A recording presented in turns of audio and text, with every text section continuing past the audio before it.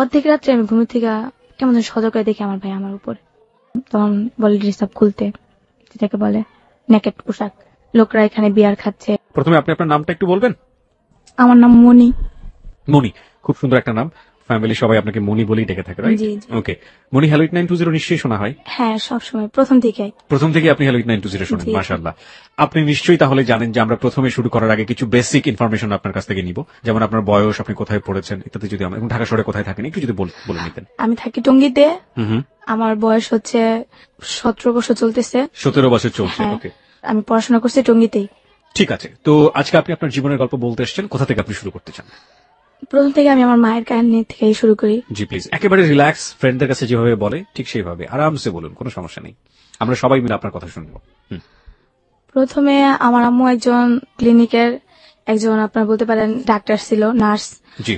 তারপর আমার আম্মু আমার বাবার সাথে, যেটা ছোট থেকে বিয়ে হয়, তখন আমরা ছোট ভাই বোন, আমি তখন যেটাকে বলে গর্বে ছিলাম। তারপর আমার আব্বুর সাথে আমার আম্মুর কিনে আর কি একটা মেয়ের সাথে, যেটাকে বলে ফিজিক্যালি রিলেশন করতে গিয়া আমার আব্বু আমার আম্মুকে বিয়ে করে। আমি ঠিক ঘটনাটা বুঝতে পারিনি, আপনি যদি একটু আমাদেরকে ধীরে জিনিসটা বুঝিয়ে বলতেন। মানে আপনার আব্বুর কি হলো, আমরা ঠিক বুঝতে পারলাম না আর কি। আমার আম্মুর সাথে আমার আব্বুর বিয়ে হয়, হওয়ার পর আমার আব্বু মাছ ধরতে গিয়ে একটা মেয়ের সাথে ফিজিক্যালি রিলেশন হয়। মাছ ধরতে গিয়ে অন্য একটা মেয়ের সাথে আপনার আব্বুর শারীরিক সম্পর্ক হয়েছে। হওয়ার পর গ্রামের লোকজন দেখে ফেলে, দেখার পর ওইখানে আর কি বিচার বসার পর আমার আব্বু ওই মেয়েটাকে বিয়ে করতে বাধ্য হয়। হ্যাঁ, বিয়ে করার পর আমার আম্মু তো এগুলো সহ্য করতে পারে না।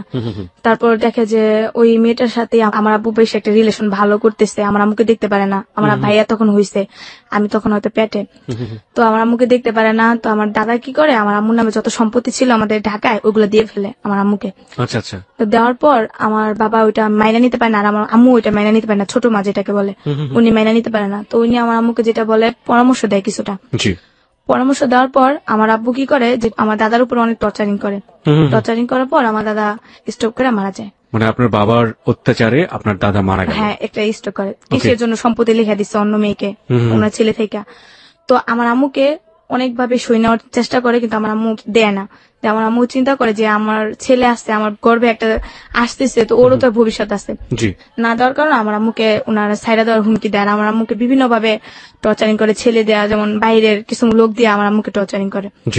তো করার পর আমার আম্মু এক সময় দেখা যায় যে বাধ্যতামূলক আমার বাবার বাসায় ভাড়া থাকে। পরিচয় দেয় না যে ওনার হাজবেন্ড।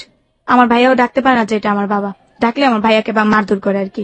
আমি ঠিক এই জায়গাটা একটু পরিষ্কার হতে চাই, সেটা হচ্ছে যে আগে যেখানে শ্বশুর বাড়ি ছিল ওই জায়গায় সে ভাড়া থাকা শুরু করলো। হ্যাঁ হ্যাঁ হ্যাঁ, কিন্তু মানুষের জানে তো যে ওনার ওয়াইফ, ভাড়া থাকা শুরু করলো, ঠিক বুঝলাম না। আপনার আম্মা তো ওখান থেকে চলে গেলেও পারতো, সম্পত্তিগুলো তো কেউ নিতে পারতো না, কেন ভাড়া থাকলো?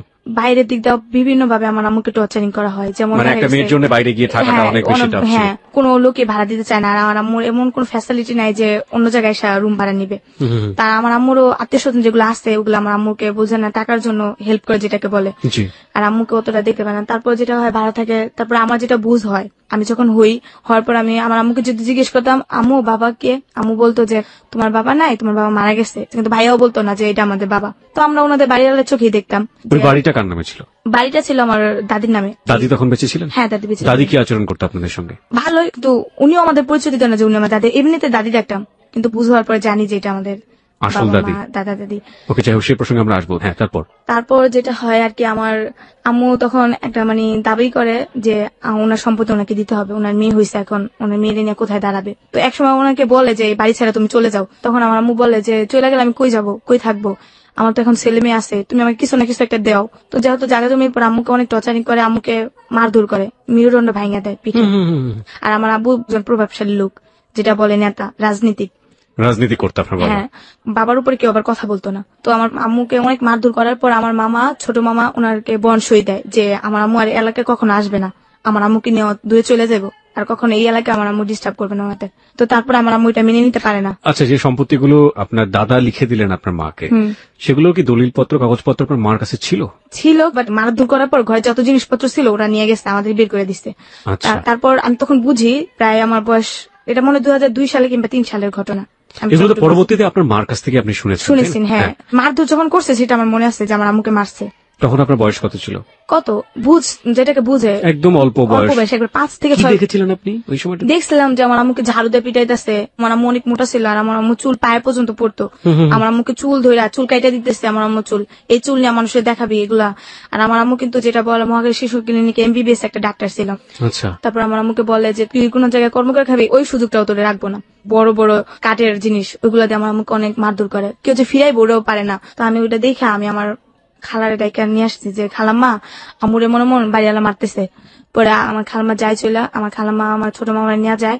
ছোট মামা এগুলা শুই না বলে যে ও তো পাগল হয়ে গেছে, ওর মেন্টালি সমস্যা আছে, ওরে আমরা নিয়ে যাবো, আপনি একটা বোন শুই দেন, আমরা যেভাবে ওকে নিয়ে যাবো। পরে বলে হ্যাঁ নিয়ে যেতে পারো, তোমাদের বোনের এক সত্য আছে, তোমাদের এই এলাকা যেন কখনো দেখি না, আর তোমার বোনের জন্য এই এলাকায় কখনো দেখি না, আর যদি দেখি তাহলে তো বুঝোই কি করতে পারি আমি।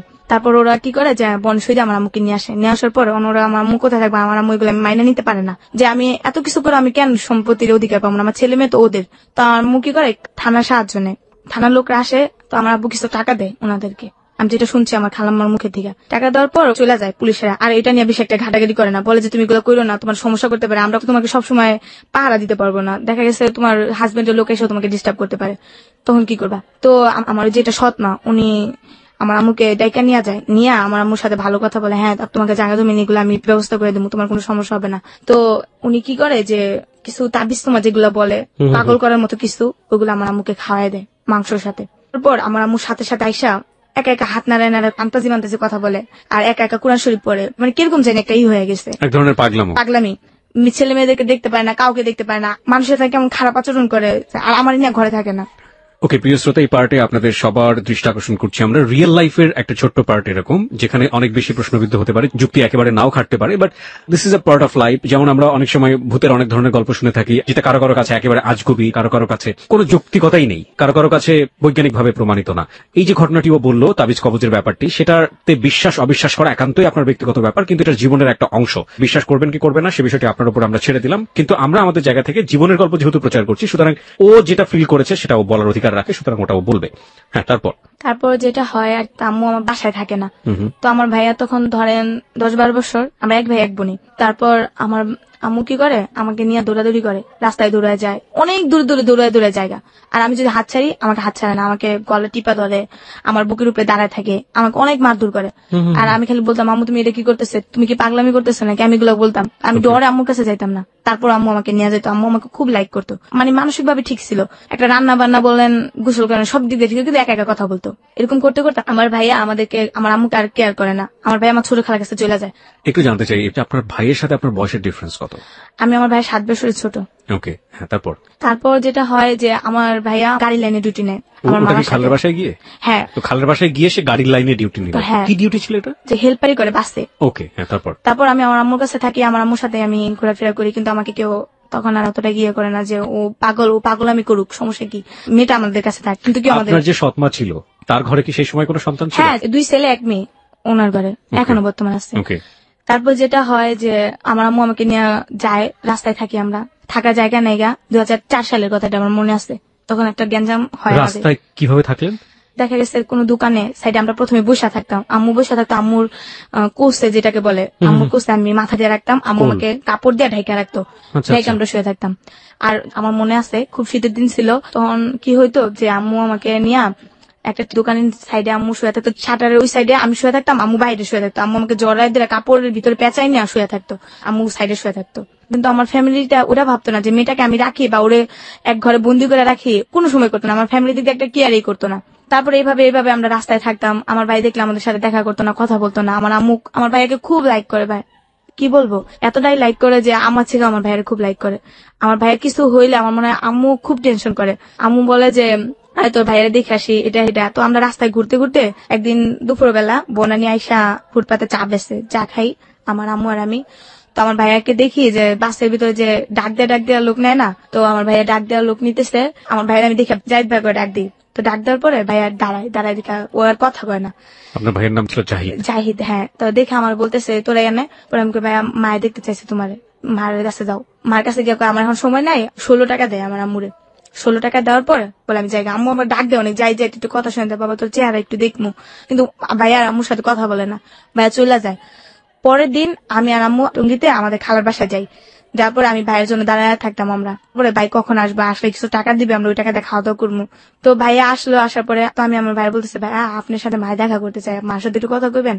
পরে ডাক দে, পরে ভাই আসতে, বাপ কেমন আছো, একটু জড়াই ধরলে না, এই তুমি আমার জড়াই ধরবে না, কেন জড়াই ধরতেছো, এই তোমার শরীরে কি অবস্থা, নোংরামি অভ্যাস, কি আমার জড়াই দরকার, তুমি আমার রাস্তায় দিতে ডাক দিবা না, তোমার মতো ফকির লোকের রাস্তায় কথা বলে মানুষ আমার মান সম্মান চলে যায় না। আমার ভাই আমার মারে এগুলো কইতো। তো মায়ের কষ্ট নিত না মনে, আমি কষ্ট নিতাম। আমি মনে করতাম যে ভাই এরকম বড় লোক দেখে আম্মুর এরকম করে, আর আমার সাথে ভাই কথা কইতো না। রাস্তাঘাটে দেখলে একটা সামনে বোন বলে আদর করতো, ওরকম করতো না। আমার খালতো বোনের মেয়ে 2টা ছিল, ওদেরকে অনেক লাইক করতো আমার ভাইয়া, ওদের পড়ালেখা সবকিছু চালাইতো আমার ভাইয়া, বই টই যা বলেন, খাতা বলেন, সবকিছু চালাইতো, কিন্তু আমাকে কোনোদিন 2টা টাকা দিত না। আর আমি চাইতাম না, আমি খুব ভয় পেতাম ভাইয়ারে। তারপর যেটা হয়, আমার খালার বকাবকি করে, তুই আমার ছেলেটা নষ্ট বানাইছিস, আমার ছেলেটা আমার দেখতে পায় না, আমার ছেলেটা কি করছিস তোরা, আমার ছেলে আমাকে দেখতে পায় নাকি, এরা বলছে দেখে না। আমার খালা তর্কাতর্কি করে, আমার আম্মু তর্কাতর্কি করে। তারপর আমার ভাই আমার আম্মুকে কোমরে বেল দিয়ে মারতে যায়, আমি আমার ভাইয়ের ধরে দেখে, ভাই মারে না মারে আমাকেই মারে, অনেকগুলো থাপ্পড় মারে, অনেকগুলো ঘুষি মারে। আর কখনো এদিকে যদি দেখি তাহলে ঠ্যাং ভেঙে দিমু, তোর মারে না কখনো আবি না, এই মুখ তোরা কখনো দেখাবি না। মা বলে ডাকতো না ওনাকে? আর না, কখনই আমার মানে মা বলে ডাকতো না। আমার মা ভিক্ষা করতো দেখে অবহেলা করতো। ও মানে ওই সময়টা তো উনি ভিক্ষা করতেন? হ্যাঁ, আমরা তো খাইতে পারতাম না, তো আমার আম্মু আর আমি চাই খেতাম, আমি চাইতাম, আম্মু তারা থাকতো। আপনার তখন বয়সটা কত, আপনার যদি মনে থাকে, মানে যে সময়টা আপনি লোকজনের কাছে চাইতেন, আপনার মা কি করতেন? বয়স কত সঠিক আমি বলতে পারি না, তখন 2005 সালের ঘটনা এটা। 2005 সালের ঘটনা, তার মানে খুব বেশি দূরে তো না। হ্যাঁ, আপনার যদি এখন 18 বছর হয়ে থাকে, তাহলে 2005 সালে তো বুঝতে পারছেন প্রিয় শ্রোতা, ও মোটামুটি বড়ই ছিল সেই সময়টা, হ্যাঁ। বছর দশকের মতো বয়স। ওকে, হ্যাঁ, তারপর ভিক্ষা করতে গেলে সময় বাসা বাড়িতে যদি চাইতে যেতাম, তবে ওনারা বলতো কাজ করে খাইতে পারো না, ভিক্ষা করো কেন, তোমার আম্মুর দেখতে সুস্থ সবলে মনে, কিন্তু আম্মু হাঁটতে পারতো না, অনেক কষ্ট করে হাঁটতো। এমবিবিএস ডক্টর, সে ভিক্ষা করছে? বিশ্বাস যদি অনেক জায়গায় আম্মু আমাকে নিয়ে গেছে হেল্প করার জন্য, ওনার অনেক পরিচিত লোক ছিল। দেখা গেছে যে আপনার মতিঝিল টেন্টি কলোনি আসছে না, ফকিরাপুর, ওইখানে একটা আমার মামা ছিল। তো আমার মামা একটা সরকারি জব করে, উনি ওই কোয়ার্টার পাইছে। আমার আম্মু কিন্তু তখনও ব্রেন ভালো, আম্মু আমাকে নিয়ে যাওয়ার পর তো ওইখানে কলোনিতে আমাদের ঢুকার পর আমার মাম্মি যেটা, উনি আমাদের এই অবস্থা দেখা উনি আমাদেরকে ঘরে নেয় না, উনি বলে তুমি নিচে বসো, এই সিঁড়িতে থাকবা, আমি খাওয়া দাওয়া যা যা লাগে ব্যবস্থা করুন, কিন্তু তখন আমাদের হেল্প করে না। আপনার মার একটা মানসিক বিকলাঙ্গ অবস্থা তৈরি হয়েছিল সেই সময়টাতে, আসলে উনি এমবিবিএস থাকলেও ওনার কিছু করার নেই, কারণ উনি তো মানসিকভাবে অপ্রকৃতস্থ। প্রিয় শ্রোতা, আপনাদের সবার দৃষ্টি আকর্ষণ করছে, আজকে মণি আছে আমাদের সঙ্গে। মণি তার জীবনের গল্প নিয়ে এসছে এখানে, এবং মণির জীবনের গল্প কোথায় গিয়ে দাঁড়াবে আমরা কেউ জানি না। আমরা শুধু বলতে চাই, প্রত্যেকটি জীবনের গল্পই আমাদের কাছে অসম্ভব রকমের মূল্যবান, এক একটি রত্ন হচ্ছে এক একটি জীবনের গল্প। হ্যাঁ মণি, তারপর একদিন হয় আমরা আমাদের ওইখানে এক জায়গায় যাই চাইতে, আমি আবার একটু খেলার অভ্যাস ছিল বেশি, তো যাওয়ার শেষে একটু খাওয়া দাওয়া হয়েছে একটা বাসায়, আমাদের খাইতে দেয়। ওই দিনকে আবার ওনার বিয়ে বাড়ির অনুষ্ঠান ছিল, খাওয়ার পরে ক্লান্ত হয়ে যায় আমার আম্মু। তো আমার আম্মু এক গাছের নিচে বসে থাকে, আমি একটা মেয়ের সাথে খেলতেছিলাম। মেয়েটা বলে তোমরা কি করো, আমরা বলি আমরা চা খাই। তোমাদের এখানে বাড়ি আছে? হ্যাঁ আমাদের এখানে বাড়ি আছে, আমার আম্মু ফুলের ব্যবসা করে, আমার আম্মু ফুলও বেচে খায়ও। আমি আবার একটু মিথ্যে কথা বলি, তো ওরা অনেক বড় লোক দেখতাম, তো এর জন্য এসব কথা বলতাম। ও বলে আমি ফুল কিনে দিব আমারে কয়টা, আমি তোমার টাকা দিব। আমি ফুল তো নাই, তুমি আমাদের বাসায় যাবা, গেলাম তোমার ফুল এনে দিব, সমস্যা নেই, এটা বলি। মেয়েটা আবার ওর আম্মুর কাছে গিয়ে বলে আম্মু আমি ওদের কাছে যাই, ওনারা ফুল দিব। তো ওর আম্মু আবার ওটা নেগেটিভ ভাবে নেওয়ার পর ওর আম্মু বলে কে যে ও ফুল নিতে যাবো না, এগুলো বাচ্চা চুরি করার কথা বলতেছে, নিশ্চয় ওরা বাচ্চা চোর। এটা বললা আমার আম্মুকে ধরে নিয়ে যায়। আমার আম্মুকে ধইরা আমার আম্মুকে অনেক টর্চারিং করে ভাইয়া, এতটাই টর্চারিং করে, আমার আম্মুর গায়ে হাত তুলে 2টা লাঠি দেওয়া, ওরা পিটায়। আমার আম্মু এমনি তো অসুস্থ, আরো পিটায় আমার আম্মুরে। আর আমাকে বলে স্বীকার কর, তোরা বাচ্চা চুরি করস, স্বীকার কর। যতই বলতেছি যে না আমার আম্মু বাচ্চা চুরি করে না, কিন্তু কেউ বিশ্বাস করে না। পরে স্বীকার কর, তাহলে তোর আম্মুরে মারবো না।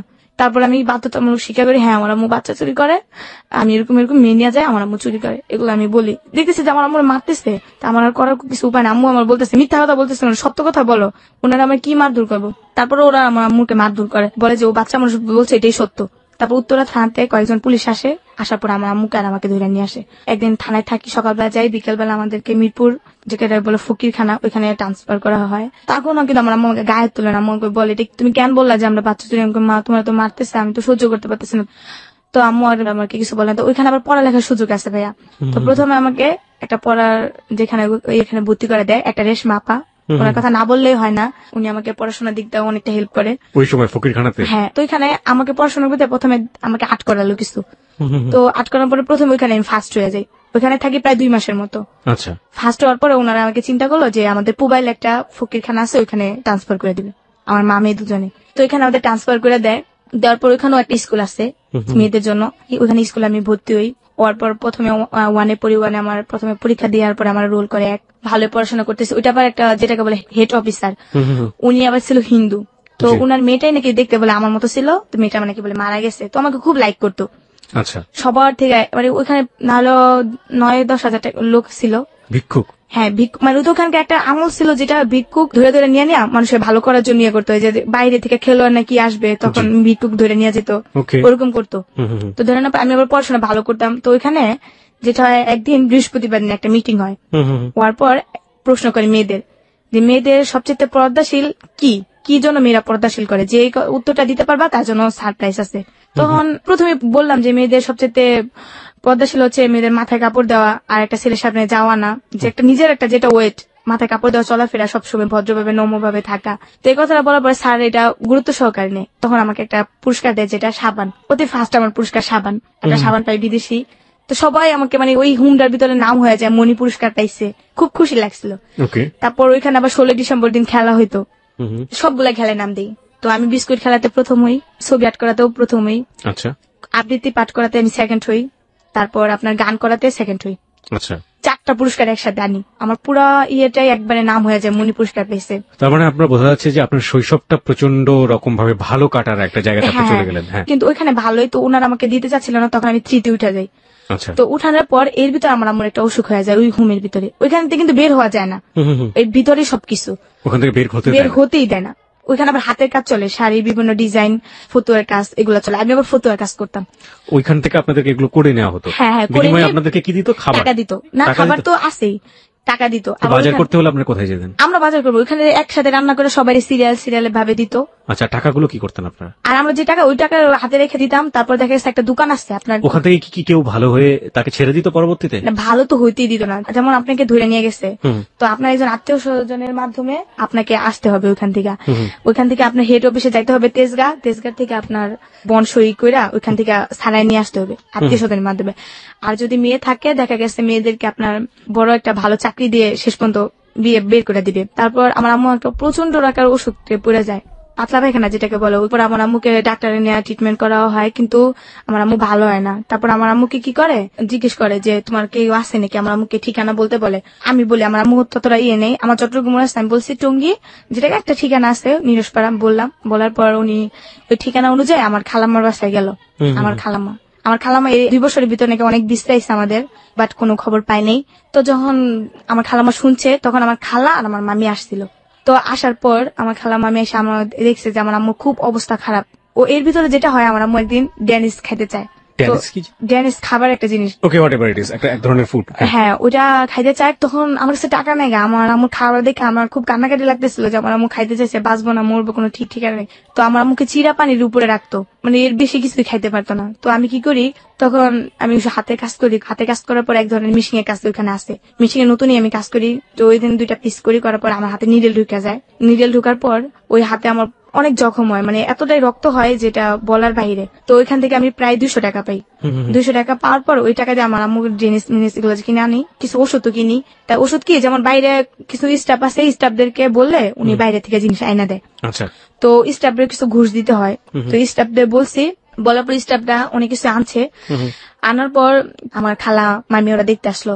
তো আসার পর আমার মামিরা দেখে তো আমি খুব মানে হয়ে গেছে, আমার একটা আত্মীয় স্বজন আসছে। তো ওরা বললো যে আপনাদের বোন নিতে পারেন, কিন্তু মেয়েকে আমরা দিব না। তো বললো কেন, মেয়েটা অনেক ভালো স্টুডেন্ট, এই মেয়েটার ভবিষ্যৎ আমরা নষ্ট হতে দিব না। কারণ আপনার যেটা শুনছি, ওর বাপ মা কেউ নাই, মা থেকেও নাই, মা একজন অসুস্থ, জানি না কি করবে মেয়েটার বয়সে। তো আমরা চাই ওকে দিব না, ওকে আমরা ভালো কোনো জবে দিয়ে দিব, আমরা মেয়েটাকে দিতে পারবো না। তো আমার আম্মু বলে আমার মেয়ের স্যার আমি কখনো যাবো না, আমার মেয়ে বাঁচতে হলে মা মেয়ে একসাথে বাঁচবো, আর মরতে হলে আমরা মা মেয়ে 2জনই মরবো। আমাকে ছাড়া তো আমার মাকে বাঁচানো সম্ভব না, একমাত্র আমি আমার আম্মুকে দেখি। তো আমার খালারা বললো যে না দেখেন স্যার, ওনার তো শেষ সম্বল ওনার মেয়েটাই, তো একটা দেখুন একটা ইয়ে করেন। তো স্যারের আমাকে দিতে চায়নি, কারণ ভালো একটা স্টুডেন্ট, স্যারেদের একটা খুব ভালো একটা ইয়ে হয়ে গেছে। এই যে ফকিরখানার বর্ণনাটা আপনি দিচ্ছেন, এই ফকিরখানাটা কোথায়? এটা পুবাইল চৌধুরী পাড়া। পুবাইল চৌধুরী পাড়াতে এটা একটা ফকিরখানা? হ্যাঁ। এটা কি সরকারি? হ্যাঁ হ্যাঁ, সরকারি। ওকে। তারপর যেটা হয়, পরে আমার আম্মুকে, তারপর ওরা তেজগাঁ যায়। এই ফকিরখানার নামটা কি আপনার মনে আছে? আমি ফকির, হ্যাঁ, চৌধুরী পাড়া ফকিরখানা। হ্যাঁ, চৌধুরী পাড়া ফকিরখানা। ওকে। আর তারপর আমার আম্মু আর আমাকে নিয়ে আসে ওইখান থেকে, একটা ট্যাক্সি কাপ ওরাই ভাড়া করে দেয়। তারপর ওরা বলে, দেখেন মেয়েটার ভবিষ্যৎ নষ্ট হইতে দিয়েন না, যদি কোনো সমস্যা পড়েন আপনারা আমাকে জানাবেন, আমরা মেয়েটার যা কিছু করার করবো, তারপর মেয়েটার ভবিষ্যৎ নষ্ট হইতে দিয়েন না। তারপর যেটা হয়, রোজার মাস আমার আর আমার আম্মুকে ট্যাক্সি কাপ করে আমাদের নিউজ পেরে আনে। তো রাখবে কোথায় আমাদের? খালা একজন আপনার ছেলে নিয়ে থাকে, আমার ভাইয়াও থাকে, 2 ছেলে নিয়ে ধরতে গেলে থাকে। তো ওইখানে আমাদের উঠালো। আমার আম্মু তো প্রায় বিছনায় পড়া। তো আমার আম্মুকে মানে বাঁচার কোনো কায়দাই নেই আমার আম্মুর। ওই যে একটা কেন অসুখই পড়ে গেল আম্মু। আর আমার আম্মু তো সবসময় বড় লোকের তো বলতেই পারেন যে ভালো পরিবেশে থাকা অভ্যাস, এগুলো আর কেউ ওনার সহ্য হচ্ছে না। তারপর একটা মানে এতটাই অসুস্থ হয়ে গেছে যা বলার বাইরে। তারপর আমার আম্মুকে চিকিৎসা করানো হয়নি, আম্মুকে ভালো করে গোসল টোসল করায় ভালো কিছু খাবার দাবার করাইতে দিল। আমি আমার আম্মুর সেবা যত্ন করতাম। তো রোজার মাসে যেই শুনছে আমরা আসতে, আমার ভাই আর আসেনি আমাদের দেখতে, আমার ভাই চলে গেছে। বুঝি নাই, কোথায় আসলো আপনার ভাই? মানে আমাদের তো নিয়ে আসলো, আমার ভাই গাড়িতে ছিল। থাকার পর আমার খালামাতে শুনছে, খালামার বাসায় গেছে। কোথায় নিয়ে গেল আপনাদেরকে? আমাদের নিয়ে গেছে আমার ছোট খালার বাসায়। আর ওইখানে আসতে আমার মিজু খালার বাসায় গিয়া বললো যে তোর আম্মু আসছে, তুই তোর আম্মুকে দেখতে। আপনার ভাই থাকতো মেজু খালার বাসায়, আপনারা গেছেন ছোট খালার বাসায়? ছোট খালার বাসায় থাকতো আমার ভাইয়া। তো আমার ভাইয়া গাড়ি চালাইতে গেছে, তো ওই দিনকে নামছে গাড়ি থেকে। আমার পর সরাসরি আমার মেজু খালার বাসায় গেছে। মেজু খালার বাসায় যাওয়ার পর মেজু খালা বললো যে এমন এমন তোর মা আসতে, এমন এমন আমরা এমন জায়গা থেকে আসছি।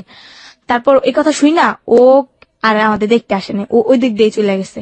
চলে যাওয়ার পর আমরা তো বাইরে দেখবো, আমার আম্মু কত আশা বাইরে দেখবে। তো ভাই আর আসেনি। তো আমরাই বসে আসি, আসে না খবর নেই, 2-3 দিন চলে যায় আর আসে না। খালামাও আমাদের অতটা কেয়ার করে না। খালামা ছোট খালা করে তো করে না, মানে কিরকম হেলা হেলা করে। হ্যাঁ, এরকম করতে পারছি না। আমার মা আবার এক কথা সহ্য হয় না। আমার আম্মু খুব একটা ধরতে পারে রাগী লোক, অনেক রাগী, খুব জিদি। ওনার একটা কথা বলে ওনার সহ্য হয় না। তো ওনার কথা যে সারা জীবন কামাই করে তোদের খাওয়াইছে, এই বিপদের সময় তোরা যদি আমার না দেখো আমি কোথায় যাবো? তারপর আমার আম্মুকে অতটা ইয়ে করে না। তো আমার আম্মু কি করে, ঝগড়া করে ওদের সাথে, সুস্থ হয়ে যায়। সুস্থ হওয়ার পর বের হয়ে আসে। তারপর আবার আমরা এই যে রাস্তায় থাকা শুরু হয়ে যায়। রাস্তায় থাকি, আম্মুর সাথে ভিক্ষে করি, এখানে ওখানে থাকি। আপনাদেরকে কি তাহলে ওই ফকিরখানা থেকে বেরিয়ে করে দিল? হ্যাঁ, আপনাদেরকে এক পর্যায়ে ফকিরখানা থেকে বের করতে চাচ্ছিল না, আবার আম্মার অসুখের কারণে আপনাকে শেষ পর্যন্ত আপনাদেরকে খালার বাসায় দিয়ে আসলো। আচ্ছা, তারপরে আপনার যেটা হলো যে ওইখানে আপনার আম্মু ঝগড়া করলো, ঝগড়া করার পরে হলো না, ওখানেও এক ধরনের টানাপোড়েনের লাইফ, এবং শেষ পর্যন্ত আবার সেই ভিক্ষার জীবনে ফিরে গেলেন। হ্যাঁ, তারপর যখন ভিক্ষে করতাম, যেটা হয়, আম্মু ভিক্ষে করতাম, আমার খুব শরম লাগতো। টঙ্গী বাজার আমরা নিচে থাকি। তবে যেসব লোকরা দেখছে ওদের সাথে ইচ্ছা করলে আপনি ফোনে যোগাযোগ করতে পারেন, সমস্যা নেই। তারপর আম্মু থাকতো, আম্মুর সাথে চাইতাম। তো আবার রাত হলে, দিন হলে আম্মু চাইতো, আম্মুর সাথে চাইতাম। আম্মু ঘুমাইতো দিনে। কিভাবে চাইতেন আপনারা? কিভাবে চাইতাম যে কিছু সাহায্য করবেন। আম্মু আবার আমাকে শিখাই দিত এইভাবে, আমাদের কিছু সাহায্য করবেন। তো উনি বলতো কি সাহায্য করব? হ্যাঁ, আমরা অভাবে পড়ে আসছি, এরকম এরকম। এক ধরনের মিথ্যা কথা তো অনেক সময় ভিক্ষা করতে গিয়ে বলতে হয়। আমার আম্মু বাট মিথ্যা কথা বলতো না, অনেকে আছে না যে জিজ্ঞেস করতো। তো এক পদে আমাদের টঙ্গীর মেয়র আজমতুল্লাহ, উনি একদিনকে আমাদেরকে ভিক্ষা দেখে আমার আম্মুকে চিনে ফেলে। আম্মুকে দেখা সিকিউরিটি দিয়ে ঢাকায় নিয়ে যায়। আম্মুকে দেখা বলে তুমি এই জায়গায় কেমনে আসলা, এভাবে কেন, এরকম কেন তুমি? তো উনি দেখে আম্মু এগুলা বলে। আম্মু আবার এক পর্যায়ে তুই করে বলে, দেখতেছ না তোদের কারণে আমাদের এখানে, মানে আম্মু এক পর্যায়ে ওদের কেমন জানি। আমি চিন্তা করতেছি একটা মেয়র, যেটাকে বলে চেয়ারম্যান, উনি আম্মুর সাথে এইভাবে কথা বলতেছে, আম্মু এইভাবে কথা বলতেছে, একটা অবাকের বিষয় না? তারপর দেখলাম একসময় আম্মুকে বলার পর আম্মুকে বলে হ্যাঁ তোদেরকে আমি হেল্প করবো, কিছু টাকা দেবো। তখন আমাদের কি করে 500 টাকা দেয়। তারপর বলো অমুক দিন আসবি, তোদেরকে আমি একটা রুম নিয়ে দেবো, তোদেরকে হেল্প করবো। তারপর যেটা হয়, একদিন বৃষ্টির সময়, খুব বৃষ্টি, মানে এতটাই বৃষ্টি, আমি আর আম্মু বসে থাকি। বৃষ্টির সময় থাকতেন কই আপনারা যখন ভিক্ষাটা করতেন? সারাদিন আমরা জায়গায় জায়গায় গিয়ে ভিক্ষা করতাম। উত্তরা, নিউজপাড়া, টঙ্গী, এগুলাতে ভিক্ষা করতাম। বেশিরভাগই উত্তরা যেতাম, কারণ উত্তরা আমি না টঙ্গীতে করতাম না, কারণ আমার কিছু বান্ধবী ছিল যেটা নিউজপাড়া। আমার আম্মুর সাথে চাইতে সময় আমার খালামার বাসায় যখন যাইতাম না, তখন আমার বান্ধবীগুলো আমি দেখতাম না, ওরা যখন মার্কেট করতে আসতো না, রাতে আমার দেখতাম আমি ভিক্ষা করতেছি না, দেখলে না ওরা আমাকে পরে শরম দিত, তুই ভিক্ষা করস, তোদের সাথে আমি কথা বলবো না, তোদের সাথে দেখতে আমার মানে আমাকে শরম দিত এক পর্যায়ে। আমি খুব শরম পাইতাম, এই জন্য আম্মুরে নিয়ে আমি দূরে দূরে যেতাম, দূরে দূরে ভিক্ষা করতাম আমরা, কিন্তু কাছে করতাম না। তারপর রাত্রে শুয়ে থাকতাম আম্মুরে নিয়ে। তো এক সময় দেখা যায় টঙ্গী বাজার, বাজারের মধ্যে, হ্যাঁ বাজারের মধ্যে শুয়ে থাকতাম। সমস্যা হতো না কোনো? আসলে একটা যুবতী মেয়ে, যুবতীও না, একটা ছোট মেয়ে বলতে পারেন, তখন আমি সাবালিকা হইনি যেটাকে বলে। দেখা গেছে একসময় শুয়ে থাকতাম। একদিন যেটা হয়েছে, তখন আমের সিজন, তখন আমরা চাইতে গিয়ে প্রায় অনেক আম পাইছি, আমাদেরকে অনেক আম দিছে। তো আম্মুরে বলতেছি এই আমগুলো পুচা যাবো গা, কি করবো? তো অফিসে গার্মেন্টস লোক আসছে না, তো আম্মুর আমি বলতেছি আম্মু এই আমগুলো আমরা এক কাজ করতে পারি, যে আমি বিক্রি করি, কিছু টাকা হইলো কিন্তু আমরা খাইতে পারবো দুপুরে। কয় কি করবা? আমি তুমি তো রাত্রে ঘুমাও না, তুমি এখানে শুয়ে থাকো, আমি তোমার এখানে বসে বসে আম বিক্রি করি। তা আম্মু আবার আমাকে খুব কেয়ার করতো, মানে কোথাও যাইতে দিত না, মানে যাইতেই হলে না আম্মুর পারমিশন নিত আর আম্মুর সাথে যেত, জি। বলতো যে পোলাপান ভালো না। আম্মু আমাকে অনেক বুঝাইতো। আর আমার আম্মু কি করতো জানেন, আমরা যে লাইব্রেরি গুলাতে ভিক্ষা করতে চাইতাম না, লাইব্রেরি দোকানটা না আমার আম্মু চায় নিত, আমাকে একটা বই দিবেন, আদর্শ লিপির বই, আমাকে একটা কলম দিবেন, আমার মেয়েটাকে আমি পড়াবো।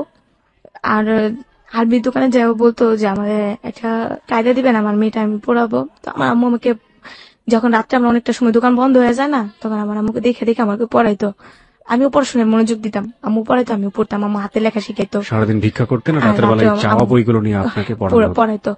তো আমার আম্মু বলতেছে তুমি আম্মু ব্যস্ত, তুমি এই পড়াগুলো মুখস্থ করো, আমি একটু ঘুমাই, রাত্রে আবার ঘুমাইতে হয়। তো আমি আম্মু শুয়ে আসতে আমি আম বিক্রি করতেছি, তো এক গার্মেন্টসের লোকরা আবার কিনতাম, তখন আমি দাম বেশি ছিল, গার্মেন্টসের লোক দেখা যাচ্ছে 10 টাকা 20 টাকা দিয়ে কিনে নিত, তো আমাদের 50 টাকা এই আমগুলো পেয়েছিলেন কিভাবে? এগুলো বিক্রি করা? চাইতাম, আম্মু আমার আরো আমার দোকানে গিয়ে চাইতেন? হ্যাঁ, আরো দোকানে চাইলে না আবার ওরা দিত, দিলে দেখা গেছে অনেকগুলো আম দিত, যেগুলো খাইতাম তো খাইতাম, আর যেগুলো থাকতো ভালো ভালো ওগুলো বিক্রি করতাম। আচ্ছা। বিক্রি করা, তারপর যেটা হইতো যে ওরা এগুলা কিনা আমাদের প্রায় প্রতিদিন না হলেও 60 টাকা 70 টাকা এরকম হইতো। তো হইলে আম্মু আর আমি ওইগুলা দিয়ে দিনে হয়ে যেত। তো ওই দিনকা পড়াশোনা মানে অনেকটা পড়লাম, পড়ার পর আম্মু কিছু আম্মু ঘুমে ধরছে, আমি ঘুমাম, তো আম্মু আবার সজাগ হয়ে গেল, আম্মু শুয়ে রয়েছে। তো ওই দিনটা যেমন আম্মু ভিতরের দিকে শুয়ে নেই, আমি শুয়েছি বাইরের দিকে, আম্মু শুয়েছে ভিতরের দিকে, ঠিক আছে। তো ওই দিনকে একটা লোক, ওটা উনি কলা বিক্রি করে, তো ওই দিনকা আমি শুয়ে আছি, যেমন বুঝতেই পারেন একটা শোয়া কিরকম, আমি সোজা হয়ে শুয়ে আছি। তো উনি আমাকে কি করে যাওয়ার সময় টাচ করে, সেটা বলে অনেক মানে প্রচন্ড আকারে টাচ করে, একবার করে আমি সেটা বুঝতে পারিনি, 2-3 বার করে আমি ফালদা ঘুমিতে উঠি। তো আম্মুকে বলি, আম্মু লোকটা দেখে লোকটা চলে যায়, তো চলে যাওয়ার পর আম্মুকে বলি যে আম্মু এমন এমন সে আমাকে টাচ করছে। তো আম্মু আর জিনিসটা ইয়ে করে নাকি, আম্মু বলতেছে যে থাক এবার তো তুমি ভিতরে যাবে। আম্মু আর সারা রাত ঘুমায় নেই ওই দিনকার পর থেকে, আর কি আম্মু জায়গায় থাকে, আমি ঘুমাই আম্মু জায়গায় থাকে, আম্মু দিনে ঘুমায় আর রাত্রে আমি ঘুমাই আম্মু জায়গায় থাকে, ওই যে আমাকে ইয়ে করতে হয়। তো এরকম প্রায় অনেকদিন যায়। আর আমার আম্মু একটা কি জানেন, দেখা গেছে আমরা শুয়ে থাকলে, মানে যে একটা চকিতে মানুষের যে জিনিস বিক্রি করে না, ওই জায়গায় শুয়ে থাকলে আম্মু ওইখানে কেউ বসতে দিত না, অনেক ছেলেরা আসলে বসা আমাদের দেখা গেছে গায়ে টাচ করে, এগুলো আম্মু বসতে দিত না, ওই জায়গায় আম্মু বসে থাকতো, অন্য কেউ বসতে দিত না, আমি আর আমার আম্মু শুয়ে থাকতাম। আমি রাত্রে ঘুমাইতাম, আম্মু উঠা যেত, আবার আম্মু কি করতো, যখন আমি ঘুমা যেতাম না ভোরবেলা আমি উঠা যেতাম, আম্মু আবার শুইতো, শোয়ার পর আবার এরকম করতাম। তো এরকম করতে করতে একদিন যায়, তো একদিন কি হয়, আমি নদীতে গোসল করতে যাই। তো আমরা রাত্রে কি করি, যেটা হয় আমরা তো এক কাপড় 2-3 দিন পুরা থাকতে হয়, কাপড় চোপড় পাল্টানোর মতো কোনো কাপড় চোপড় নাই আমাদের।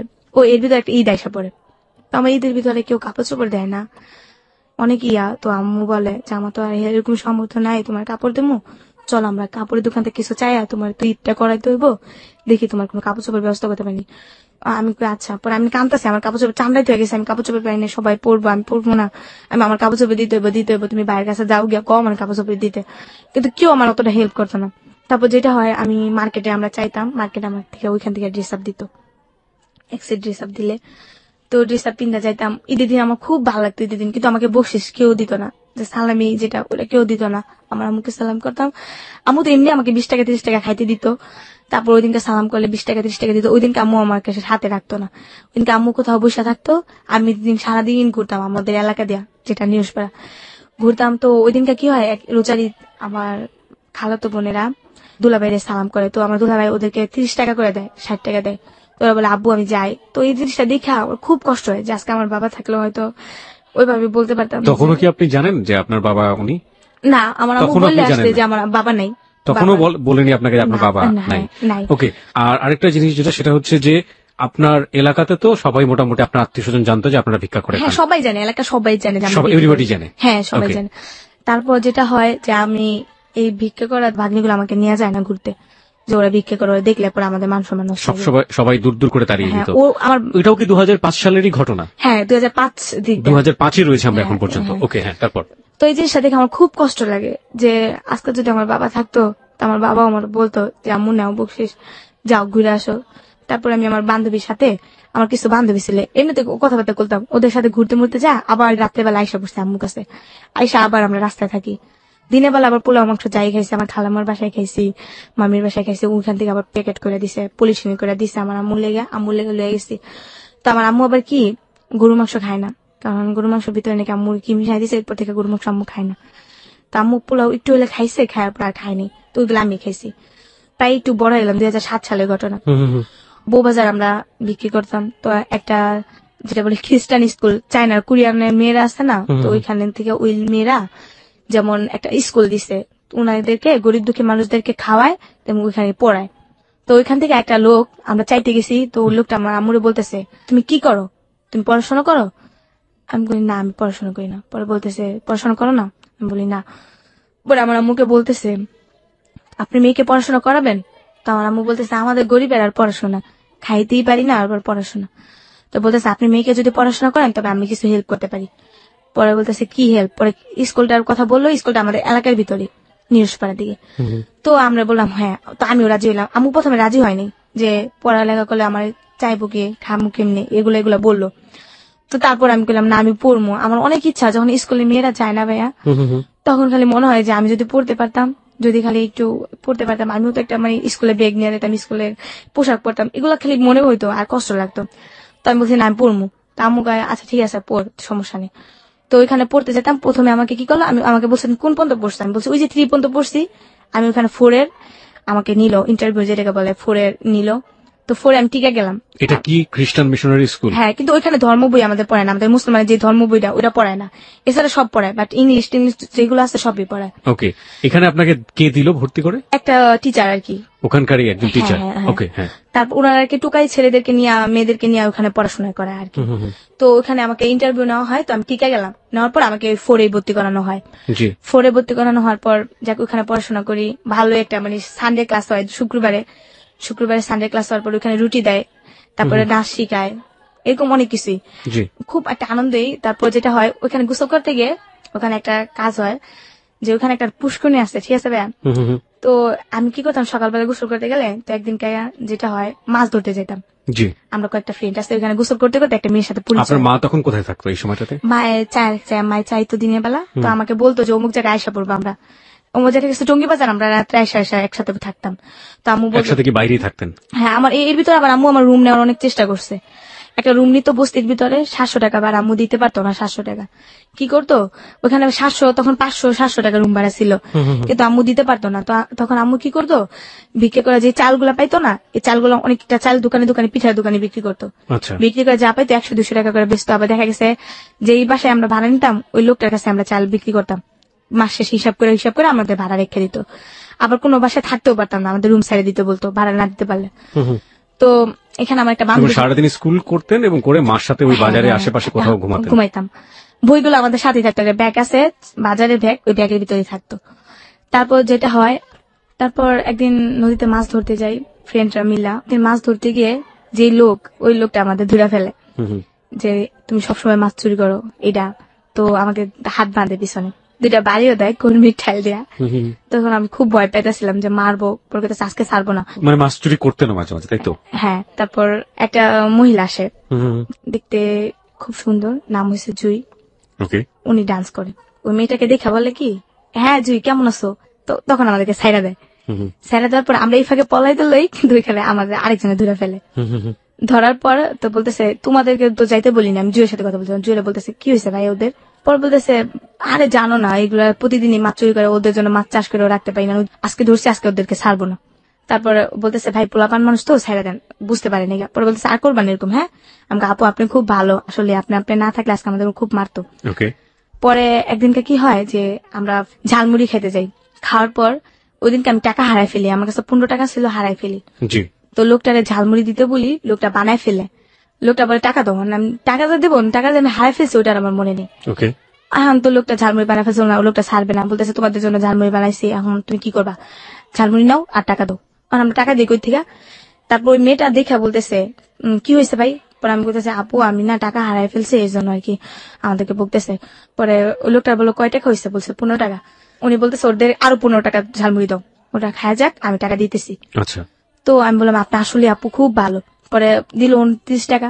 দেওয়ার পর ওনার সাথে ভালোই কথা বলতেছি, তখন উনি আমাকে ডাক দিলে ওনার যত কিছু লাগে আমি কিনাই না দেই। উনি সিগারেট খাইতো, উনি আমাকে টাকা দিত, আমি সিগারেট আইনা দিতাম। তো উনি আবার দোতলায় থাকতো, মেয়েদের মিললাম, ওনার না হলেও 7-8টা মেয়ে থাকতো। তো ওনাদের থাকতে পরে আমি বলতাম, আপা আপনি কি করেন? তো উনি একদিন বললো, আমি ডান্স করি। পরে আমি বলতেছি, তুমি করবা? তখন আমি চিন্তা করলাম আমি তো ভিক্ষা করলে মানুষের খারাপ কয়, তো ওনারা বলছি আপা আমি আমার আম্মুর সাথে এমন এমন থাকি, আমি ভিক্ষা করি। ও বলছে তুমি তো বড় হইতাছো, মানুষের স্মরণ দিবে তোমাকে, কেন ভিক্ষা করো, তুমি একটা কর্ম করে তো খাইতে পারো, তোমার আম্মুকে তো চালাইতে পারো। তখন আমি অনেক জায়গায় জব নেওয়ার চিন্তা ভাবনা করছি, বাট আমাকে চাকরি দেয় নাই বলে একেবারে পিচ্ছি নাকি আমি। ও তখন আমাকে মেয়েটা বললো যে তুমি কিছু করবা, আমাকে হ্যাঁ করবো, তুমি ডান্স করতে পারো? তো আমি দেখাইলাম, ও বললো চলবে সমস্যা নেই। তো আমাকে নিয়ে গেল প্রথমে ওর এক ক্লাব, ক্যামেরাম্যান আলম ভাই, ওনার কাছে নিয়ে গেল। তো ওনার কাছে নিয়ে যাওয়ার পর উনি আমাকে দেখা বলতেছে ও তো একেবারে ছোট, আর কি কাজ করবে। এই জুইয়া ভাই আপনাকে নিয়ে হ্যাঁ, যাচ্ছে? তখন আমার ভালো ড্রেস আপও নেই, তো ওর একটা ড্রেস আপ আমাকে নিয়ে গেছে। ও কি করবে, ওরা দেখবি তো বাচ্চা বাচ্চা মনে হয়। আচ্ছা। তো বলতেছে কিছু না আলম ভাই, আপনি খালি বলেন যে ও ডান্স করবে আর ও আমার অ্যাসিস্ট্যান্ট হিসাবে থাকবে। আমি তো সেটা জানি না, আমি জানি যে আমি ডান্স করবো, আমি কি একটা আনন্দ ভিতরে আছে, আমি ডান্স করবো। পরে এই কথা বলার পর ও বলে আচ্ছা ঠিক আছে চলবে সমস্যা নেই। আলম ভাই বলে এই জুইটা আসলে কে ছিল? ওই ডান্স করতো। সেটা ঠিক আছে, কিন্তু ডান্স যেহেতু করতে সেজন্য জিজ্ঞেস করেছি, জুইটা আসলে কে ছিল? আমরা কি তাকে চিনি? না না, ও অতটা উজ্জ্বলতা না, অতটা মানে পরিচিত না। হ্যাঁ হ্যাঁ হ্যাঁ, মানে শুধু ডান্স করতো? শুধু ডান্স করতো। উনি ডান্স কোথায় করতো, মানে কাউকে শেখাতো নাকি না, কোনো সিনেমাতে করতো না নাকি? সিনেমাতে না, দেখা যাচ্ছে বিভিন্ন ধরনের বিচিত্র অনুষ্ঠান যেটাকে বলে, বিয়ে বাড়ির অনুষ্ঠান, যাত্রা, মানে মানুষের বিভিন্ন জায়গায় গিয়ে যে নাচাগুলো করা হয় অনুষ্ঠানগুলোতে ও নাচতো। হ্যাঁ, আচ্ছা ঠিক আছে। তারপর ওখানে আমার নিয়ে যায় অতি ফাস্ট। আচ্ছা। তো তখন আমি যাই রাজশাহী দুর্গাপুর একটা জায়গায় যাই। তো ওনারা নিয়ে ওরা সবাই আর কি মেকআপ করার পর তো ওরা স্টেজে যায়, তখন আর আমাকে মেকআপ করায় না। তো আমি চিন্তা করতেছি যে ওরা মেকআপ করছে আমিও তো নাচবো, তো আমাকে মেকআপ করায় না কেন। পরে ওদের নাচতেছে, তো আমি বলছে জুয়াপা আমি কি ডান্স করবো না? হ্যাঁ করবি, তুমি আজকে না কালকে করবা। তো কালকেও আসলো, কালকেও না। আমি জিজ্ঞেস করার আগেই না, যে মালিকের আন্ডারে আমরা গেছি, তো ওই লোকটা বলতেছে তোমার রান্না করা লাগবে। তো আমি তো রান্না করতে পারি না, যে বড় বড় পাতিল, এর ভিতরে কিন্তু যে আমি কিন্তু পলাই গেছি, আমার আম্মু কিন্তু আমাকে বিস্তারিতেছে, পাগল হয়ে গেছে, আমি বিস্তারিতেছে আমার আম্মুকে। আচ্ছা, একটা জিনিস সেটা হচ্ছে যে প্রথমত আপনি আপনার আম্মুকে বলে যাননি এরকম একটা বয়সে। আরেকটা ব্যাপার যেটা সেটা হচ্ছে যে আপনি কি নাচ করবেন না, এটা যে আপনি জুইকে জিজ্ঞেস করছিলেন, আপনি কি সেই সময় নাচ শিখেছেন? এই টিভিতে দেখতাম মানুষের ডান্স করতো, মানে একটা ছোট বয়স, আমি পারি আর না পারি আমি স্টেজে নাচবো, এরকম একটা ব্যাপার, আনন্দ একটা অন্যরকম ছিল। ওকে, হ্যাঁ। তারপর ওই মালিক বলতেছে তোমার রান্না করা লাগবে। তো আমি বলতেছি আমি তো রান্না করতে পারি না, আমি কিভাবে রান্না করব। পরে আমাকে বলতেছে না করতেই হবে, আমাকে তো রান্না করার জন্য আনে নাই, আমাকে বলছে আমি ডান্স করব। পরে মেয়েটা বলতেছে কিসের ডান্স, তুমি আমার সাথে অ্যাসিস্ট্যান্ট হিসাবে আসছো। তো তখন আমি খুব কান্নাকাটি করি, যেহেতু অচেনা একটা মেয়ের সাথে আসছি, ভয় লাগতেছে কিভাবে কি করব। আমি রান্না করি, তো একটা মেয়ে ছিল লিপি নাম, উনি যাত্রাবাড়ি থাকে, উনি আমার গুরু, সবসময় ওনার আমি মানি। উনি আমাকে অতি ফাস্ট মেকআপ করে। আমাকে অতি ফাস্ট মেকআপ মানে বুঝলাম না। মানে তখনই আমাকে মেকআপ করায়, ও বলে যে ও পারবে। আচ্ছা। তো ওই মেয়েটা নাচতো না, আমি ওর গানে শুনে না আমি বাইরে নাচতাম, তো আমার ডান্স গুলো কয়েকজন ফলো করে। পরপরে ওই মেয়ের থেকে ভাই আমি খুব ভালো ডান্স করি, তো ওই মেয়েটা আবার ফলো করে যে না ওর থেকে তো ওই ডান্স করে। তো ও আমাকে এতগুলা গালাগালি করে না, তো ওর খুব হিটে আসে। তো ও বলে যে আমি মেকআপ করাই দিব, আমি ওরকে স্টেজ উঠাবো, ও যদি না পারে তখন যা বলার আমাকে বলবেন। তো আমাকে খুব ইমোশনাল ভাবে ইয়ে করে নেয়। তো আমি খুব মানে নার্ভাস হয়ে যায় যে প্রথম স্টেজে উঠতেছি, কি হয় না হয়। প্রথমে আল্লাহর নাম নিয়ে স্মরণ করলাম। এটা কিসের অনুষ্ঠান ছিল? এটা ছিল আপনার একটা school function. School function? Okay, আপনাদেরকে ভাড়া করা হয়েছিল নাচার জন্য, এক ধরনের ডান্স গ্রুপ। ডান্স গ্রুপের নামটা কি জানেন? এটা মানে জাদুর খেলা দেখায়, একটা মানুষকে 3টা টুকরো করে। এই গ্রুপের মধ্যে জাদুর খেলাও দেখানো হতো? হ্যাঁ, জাদুর খেলাটা, তারপর আমাদের 3টা নাচ দেয়া। ওকে, আমরা বুঝতে পারছি যে এরকম যে একটা গ্রুপ যারা বেসিক্যালি এন্টারটেইন করে, এরা নাচে গান গায়, সার্কাস বলতে পারে, it's one kind of circus group. Okay, হ্যাঁ। তারপর আমি প্রথমে ফার্স্ট স্টেজে যে আমাকে প্রথমে দেয়, সালাম করে আমরা স্টেজে উঠি। ওঠার পর আমার ডান্স দেখা সবাই বলে যে মেয়েটা আমাকে নিচ্ছে ওর থেকে আমি ডান্স ভালো পারি।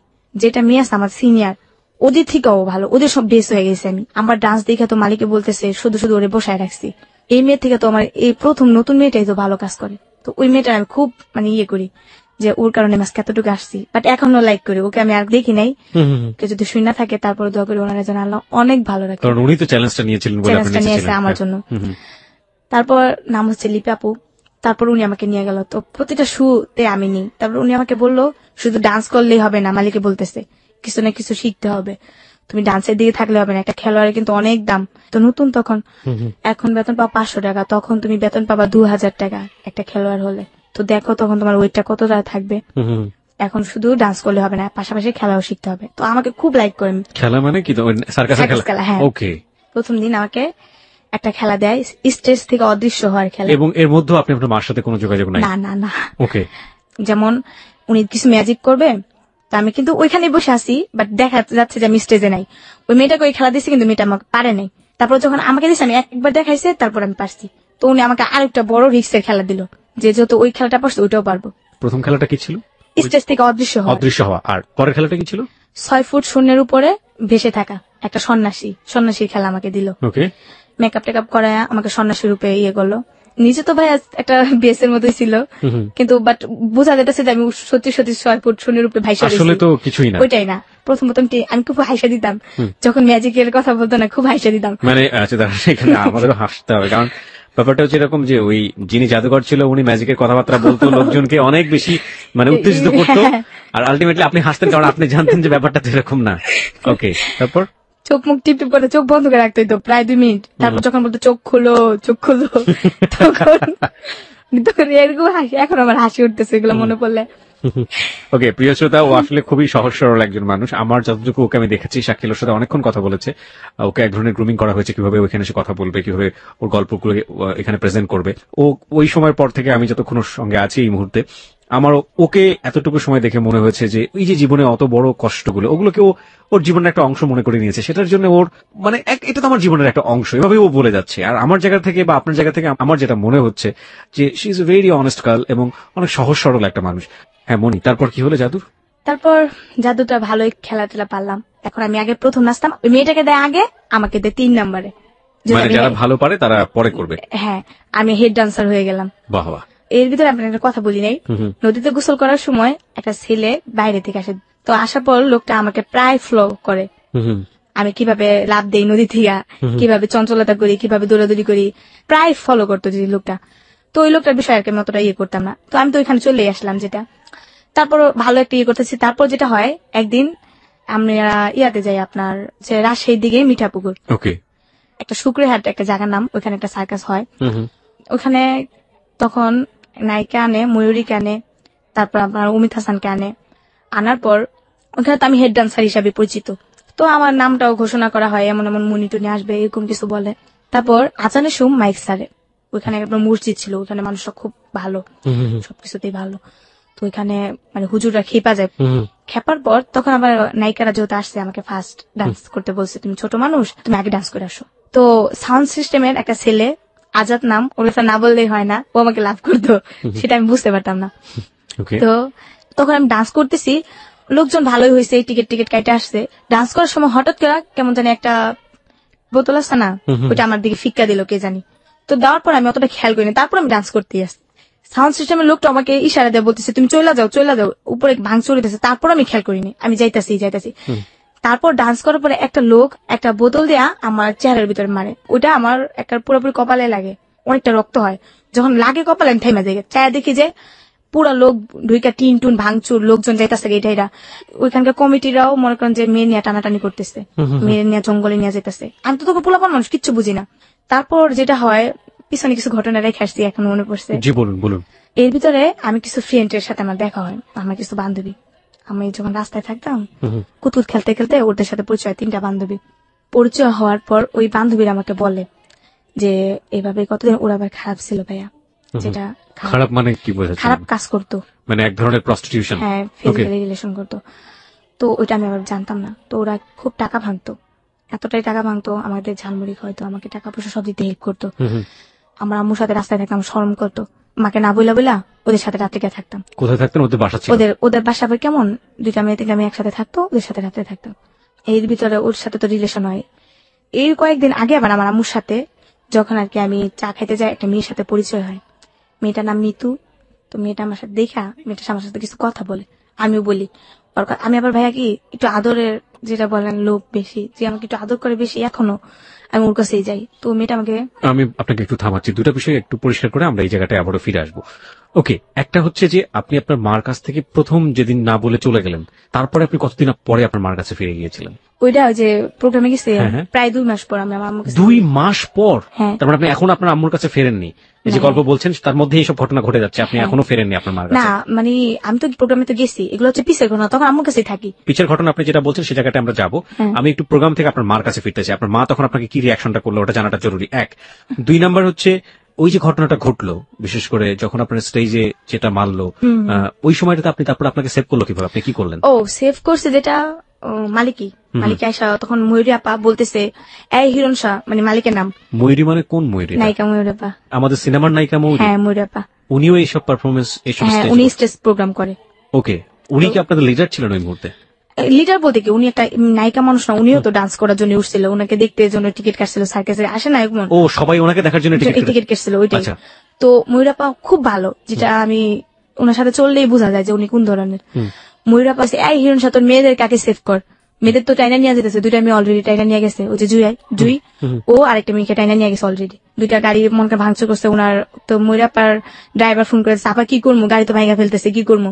বলতেছে তুমি গাড়ি নিয়ে একটু সামনে যাও, আমি আসতেছি। তারপর ময়ূরাপা ওইখানকার এলাকার যেটা রংপুর, এখন মনে হচ্ছে রংপুর, যেগুলা মিঠাপুকুরে যে পুলিশগুলো আছে ওনাদেরকে ফোন করে, ওনারা আবার আস্তে আস্তে একটু লেট হয় আর কি। তারপরে আমি ময়ূরাপুর একটা খালাম্মা আর ওনার সাথে একজন যায়, উনি, তারপর অন্তরা, আমিল আর মালিক হিরণ সাবাই, ওনারা যাই গিয়ে একটা প্রফেসরের বাসায় উঠি। উঠানোর পর প্রফেসরের বাসা পুরো ঘিরা দিয়ে ফেলে, তখন সাথে সাথে পুলিশ এসে পড়ে। পুলিশের কারণে আর কি এনজাম করতে পারি না অতটা, দুইটা মেয়ে তো অলরেডি নিয়ে গেছে।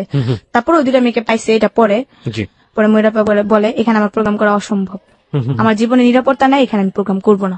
আচ্ছা, তখন ময়ূরাপা চলে যায়, প্রায় 15 দিনের মতো মাঠটা বন্ধ থাকে, ওইখানে আমাদের থাকতে হইতেছে, ওইখানে শাক লতা পাতা টুকায় টাকায় খাইতে হইতেছে। তো এর ভিতরে ভাইয়া পিছনে আরেকবারই যাইতে হয়। আচ্ছা, যেটা হয় ওই যে আমি যে ছেলেটা বলছিলাম না যে আমাকে টাকা থাকতো, তো ওই যে আমার মেয়ে একটা বন্ধু ছিল, ওই মেয়েটার সাথে আমি কথাবার্তা বলার পর আরেকটা মেয়ের সাথে দেখা হয়, উনি ওনার হাজবেন্ড একজন ফর্মা মানে পুলিশের কাছে ইনফরমেশন করে। ওকে, সো হি ইজ আ ফর্মা। প্রিয় শ্রোতা, এখানে গল্পটা একটু জট পাকাচ্ছে, আপনারা একটু ঠান্ডা মাথায় জিনিসগুলোকে লক্ষ্য রাখবেন। ও বারবার ফ্ল্যাশব্যাকে যাচ্ছে এবং সেটা এই গল্পের প্রয়োজনই খুব বেশি প্রয়োজনীয়। একটা যেটা হচ্ছে যে ও একটা স্টেজে পারফর্ম করতে গিয়েছে এবং সেখানে কিন্তু ওর মাকে কিছু জানিয়ে যায়নি, এটা 2 মাসের একটা ব্যাপার। সুতরাং ওর মার কাছে কিভাবে ফিরে গেল এবং মা কি রিয়াকশনটা জানালো, এটা জানা আমাদের জন্য খুবই জরুরি।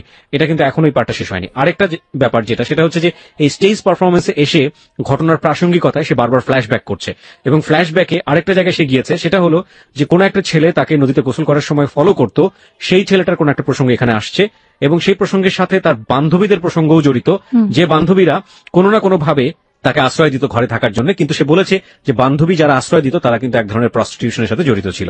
হ্যাঁ, এবার বলেন। যে ফর্মার বউ যেটাকে বলছি, উনির সাথে আমার দেখা হয়। এটা আপনার বান্ধবীর বান্ধবী ছিল? হ্যাঁ ছিল। নদীতে গোসল করতে গিয়ে আমরা দুইটা বান্ধবী, হাসিনা নাম, ও আর আমি গোসল করতে যাই, দেখা হয়, দেখি উনি একা একা বসে আছে। তো আমরা বলতেছি আপু আপনার কি মন খারাপ? না কিসের মন খারাপ, এমনি বসে আছে। উনি বলতেছে এই ঘটনার সাথে এই ঘটনার কি যোগ, কোনো যোগ কি আছে? হ্যাঁ যোগ আছে, এই জন্য বলতেছি। হ্যাঁ, ওনার সাথে প্রায় অনেকক্ষণ কথা হয়, কথা হওয়ার পর উনি আমাদেরকে ওনার বাসায় নিয়ে যায়। তখন আমরা সারাদিন না খাইছিলাম ভাইয়া। তো ও কিছু কাজ টাজ করতে পারে না, যেটা বলে ফিজিক্যাল রিলেশন করতে পারে না, ও খাইতেও পারে না।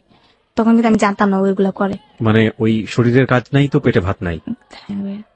ও তারপর ওই মেয়েটা নিয়ে যায় ওদের বাসায়, বৃষ্টি না মেয়েটার, ওই মেয়েটার সাথে যে ওই ছেলেটা জড়িত আমি আবার জানতাম না। কোন ছেলেটা? যে ছেলেটা যেটা আমার ঢাকায় থাকতো। জড়িত মানে হচ্ছে ওর সাথে ফিজিক্যাল রিলেশন করে। এই ছেলেটার নাম বলেন তো কি? শাহিন।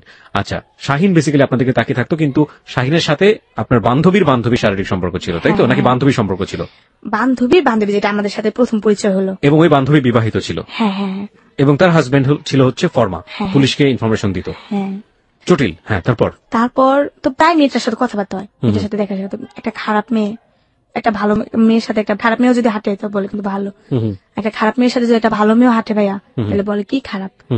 তো ও যে খারাপ ছিল আমরা জানতাম না। তো ওদের সাথে হাঁটাতে, মানে আমাদের এলাকা যেটাকে বলে বউ বাজার, ওই বাজারটা নাম করা হয়ে যায় যে আমরা, ও মেয়েটা খারাপ বৃষ্টি, ওর সাথে আমরা ঘুরি, আমরাও খারাপ। একসময় অনেকে রাস্তাঘাটে দেখলে আমাকে বলতো যে কিছু টাকা দিয়ে আসবি। ওই ছেলেটা না, মানুষে বলতো, মানুষরা আপনাকে বলতো? হ্যাঁ। তারপর যেটা হয়, ওদের ব্যাপারটা আমি যাই না যাই, জোরা এসব কাজ করে। পর একদিন মেয়েটা আমাকে বলে এইভাবে তো জীবন চলে না।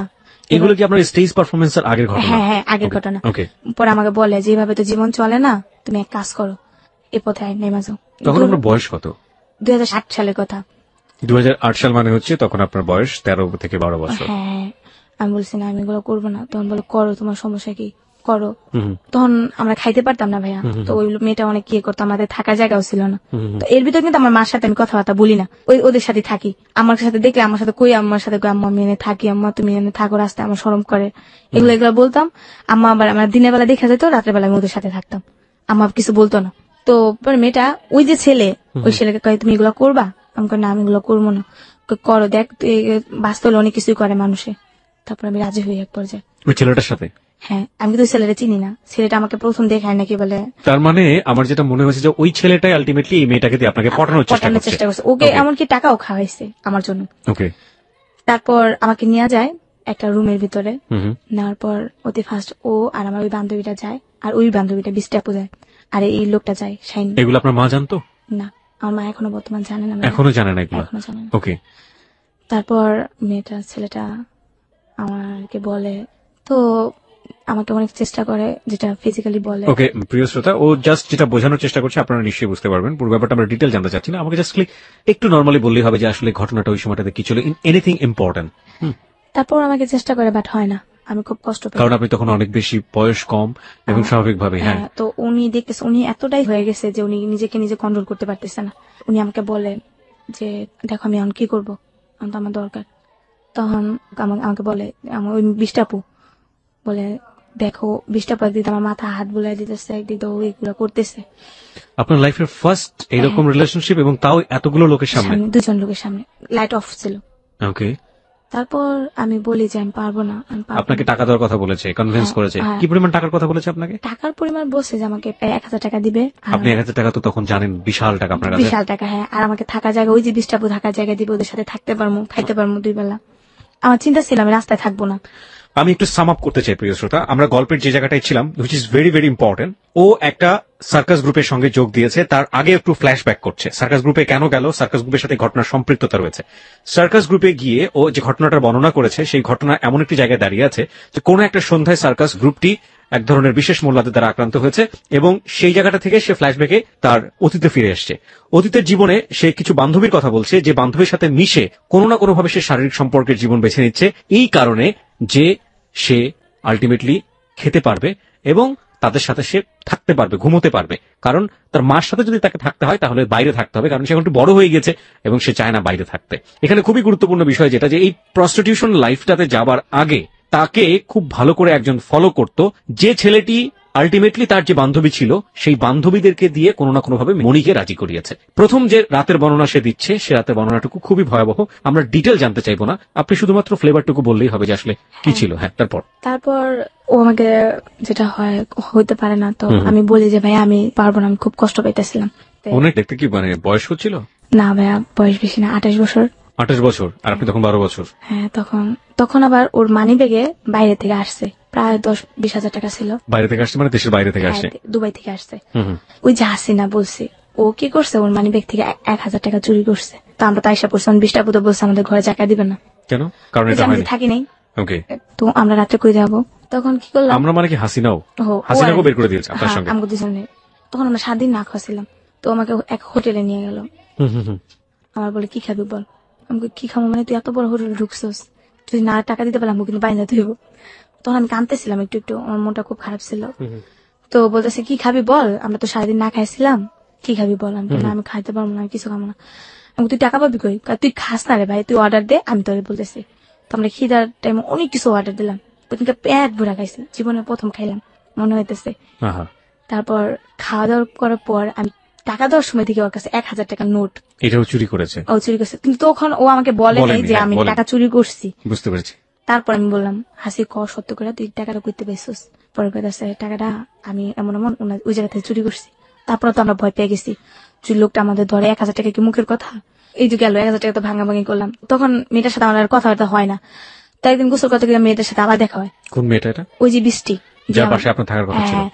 ওর সাথে দেখার পরে ও আমাকে বলে ঠিক আছে যাওয়া হয়েছে, কিছু করো না। তো এর ভিতরে নতুন গোসল করতে সময় একটা জায়গায় গোসল করতেন আপনি? এটা তুরাগ নদী। তুরাগ নদীতে গোসল করতেন? হ্যাঁ। ওকে, হ্যাঁ। তারপর তুরাগ নদীতে গোসল করতে সময় একটা ছেলে, সোহেল নাম, সেটা ভ্যান গাড়ি চালায়। তো উনি মাছ ধরতো, ওনাকে দেখতাম আমরা, জাল বাইতো, ওনার সাথে সাথে আমরা চাইতাম। আবারও আপনাকে বলি যে আপনি যে ঘটনার এখানে বিশাল বর্ণনা দিচ্ছেন সেটার সাথে কি আপনার রংপুরের স্টেজ পারফরমেন্সের বর্ণনা আছে? হ্যাঁ আছে। ওকে ফাইন, চলুন তারপর। তার তো না দেখি গোসল করে, তো একদিন আমরা বিকেলে গোসল করে ভাবতেছি রোদে আমার আবার কাপড় চোপড় ছিল না, আমরা রোদে কাপড় শুকাইতাম। তো রোদে বসে বসে ভাবতেছি কি করবো, আজকে কোথায় থাকবো, রাত্রে কই থাকবো। তো ও কইতেছে দেখ আজকে রাত্রে কাজ করতে হবে, বাইরে থাকতে হবে। তো এরকম করতেছি, তো ওই যে সোহেল বললাম ও জিনিসটা দেখার পর ও আমাকে বলে কি করো তোমরা। তো আমরা বলি যেমন এমন আমরা কিছু করি না, আমরা এমনি ঘুরি ফিরে খাই। তখন কিন্তু আমি পড়াশোনা করি, ওই যে খ্রিস্টান স্কুল পড়াশোনা করি খাওয়ার জন্য দুপুরবেলা। ওরেও নিয়ে যাই আমার বান্ধবী, যে তুই ও পর খাইতে পারবো আমরা দুপুরবেলা, ওরে ভর্তি করে দিই খাবার লোভে হওয়া। তারপর যেটা হয় ওই ছেলেটা আমাকে বলে আমি তো ব্যাচেলার থাকি, তুমি আমার সাথে থাকবা। আমি আপনার সাথে আমি কিভাবে থাকবো, পরের বেলা তোমাকে আমি বলবো তুমি আমার ওয়াইফ হও, আমি তোমাকে বিয়ে করছি, তুমি আমার কাছে 1 মাস থাকবা, তুমি চাকরি নিবা, 1 মাস পর তুমি আমার কাছ থেকে চলে যাবা, তোমরা 2 ফ্রেন্ড মিললা একটা রুম নিবা, নেওয়ার পর তুমি তোমার মতো করে চলাফেরা খাবা, আমি জাস্ট তোমার উপকার করবো। আমি বলছি আপনি গায়ে টাচ করবেন না তো? না। আমি তাহলে আপনার উপরে তো শুবেন, আমি নিচে শুবো। ঠিক আছে, আমি রাজি হয়ে যাই ওর কথায়, সোহেলের সাথে। হ্যাঁ, আমার ফ্রেন্ডরা ওই যে বান্ধবী ও খুব না করে যে দেখ ছেলেরা ভালো না, এগুলো বলে পরে যে কিছু করবো না কোনো গ্যারান্টি আছে। হাসিনা তো এই পেশাতে আগে থেকে ছিল। হ্যাঁ, ও কিন্তু অতটা না, টুকটাক করতো, এটা যেটাকে বলে না করলে তো পেটে ভাত জুটতো না। ও যায় না, ওর বাবার কাছে থেকে যায়, আমি যাই। আমি যাওয়ার পর এক প্রকার আমি ওকে হাজবেন্ডের পরিচয় দেওয়া থাকি ওর বাসায়। থাকার পর ওই যে ছেলেটা আমার প্রথম ফিজিক্যালি রিলেশন করতে চাইছিল, ওর বাসা আর আমি যে জায়গায় যাচ্ছি বেশ একটা দূরে না, কাছাকাছি। তারপর একদিন ওই ছেলেটা আমি চাকরি নেই, নেওয়ার পর মানে চাকরি নেন আপনি? গার্মেন্টস। আচ্ছা, আপনার মা কই গেল? এই বেচার মা থাকে। কোথায় থাকে? মানে মা রাস্তায় থাকে। তো আপনি একটা বাসায় উঠে গেলেন, আপনার মা বাধা দিল না সেটা? আমি চিন্তা ছিলাম যে এই লোকটার সাথে থাকার পর আমি আমার মাকে নিয়ে একটা রুম নিয়ে ফেলবো। আচ্ছা, লোকটার সাথে পরিচয়। মা জানতো এটা? না, আমার মা জানতো না। আমার মা জানতো আমি খালাম্মার বাসায় থাকি। আচ্ছা, আমার চিন্তা ছিল একটাই যে আমি গার্মেন্টসে চাকরি করবো, টাকা কিছু কামাইবো, আমার ঘর নিবো, আমার আম্মুরে রাখবো, আমার আম্মু ঘরে রান্না বান্না করবো, আমি চাকরি করবো, আমি খাবো। তারপর আমি তো হাজবেন্ডের ওয়াইফ পরিচয় দিছি। তো তখন আমি চাকরি নিতে যেমন আমি ওনার কাছে 25 তারিখে গেছি, আর 5 দিন বাকি আছে চাকরির জন্য নেওয়ার জন্য। 1 তারিখ ছাড়া তো চাকরি নেওয়া যায় না। উনি উপরে থাকে, আমি নিচে থাকি। তো শীতের দিন তো নিচে থাকা একা সম্ভব না, খুব শীত করে। তো উনি আমাকে উপরেই রাখতো। তো উনি এক সাইডে থাকতো, আমি এক সাইডে। তো এমন প্রায় 2-3 দিন যায়, উনি আমাকে টাচ করে না। একদিন যেটা হয়, উনি মানে কয়েকটা ছেলের সাথে ড্রিঙ্কস করে আসে, এতটাই ড্রিঙ্কস করে যা নিজেকে কন্ট্রোল করতে পারে না। তখন আমাকে ফিজিক্যালি রিলেশন করে আমার সাথে। একবার অনেক জোর 3-4 জনকে সাথে নিয়ে নাকি শুধুমাত্র? শুধু একাই। ওকে। এতটাই জোরপূর্বক করে আমি না করে পারি না। আর চিল্লাচিল্লি করে বাসা থেকে মানুষ আসে যে তোমরা তো হাজবেন্ড ওয়াইফই বলছে। তো প্রচুর ব্লান্টিং হয়, এতটাই ব্লান্টিং হয়। আমি মানে এতটা অল্প বয়সে ছিলাম। তো পরে যখন আমার জ্ঞান ফিরছে, আমি দেখি আমার পাশে 2টা ডাক্তার বসা। 2টো ডাক্তার আপনার পাশে বসা? হ্যাঁ।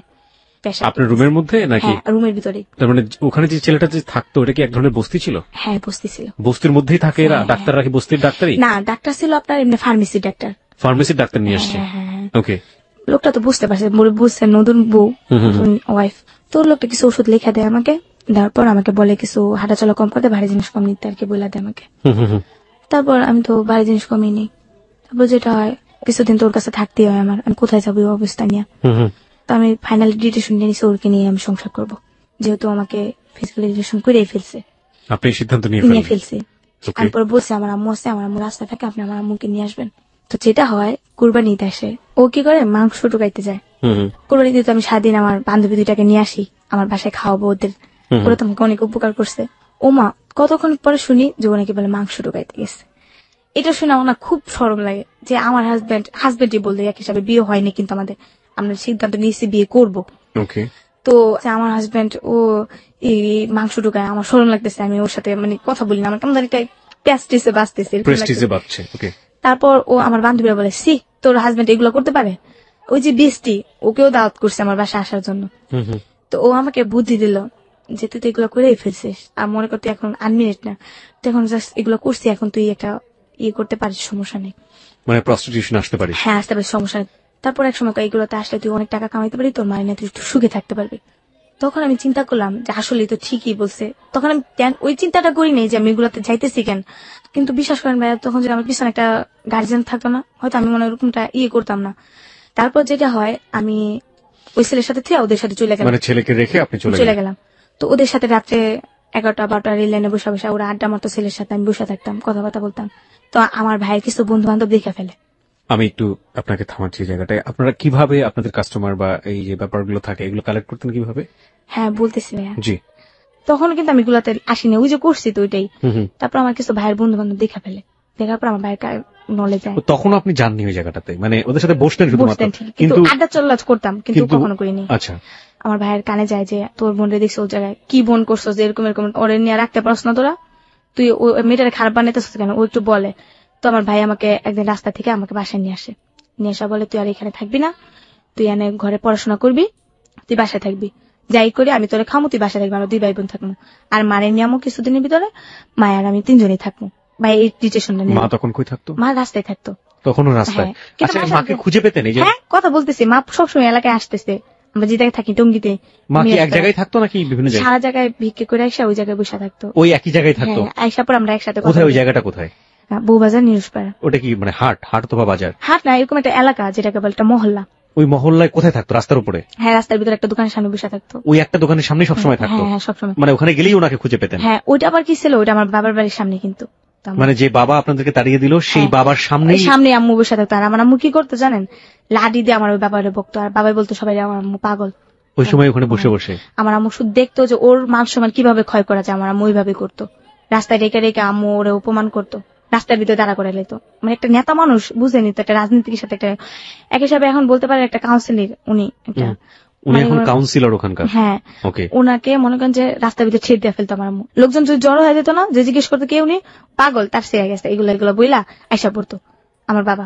তখন আমার আম্মুকে আমি বাধা দিতাম, তুমি ওই লোকটার সাথে খেলে এমন করো কেন, অন্য মানুষ আছে না ওর সাথে কইতে পারেন। কিন্তু আম্মু বলতো না, আম্মু বলতো তুই বুঝবি না মা, তুই বড় এলো তারপর বুঝবি। আমার তো বোঝা লাগতো না, এগুলো বলতাম আমি। তারপর যেটা হয়, আমার ভাইয়ের কাছে আমি যাই, জি।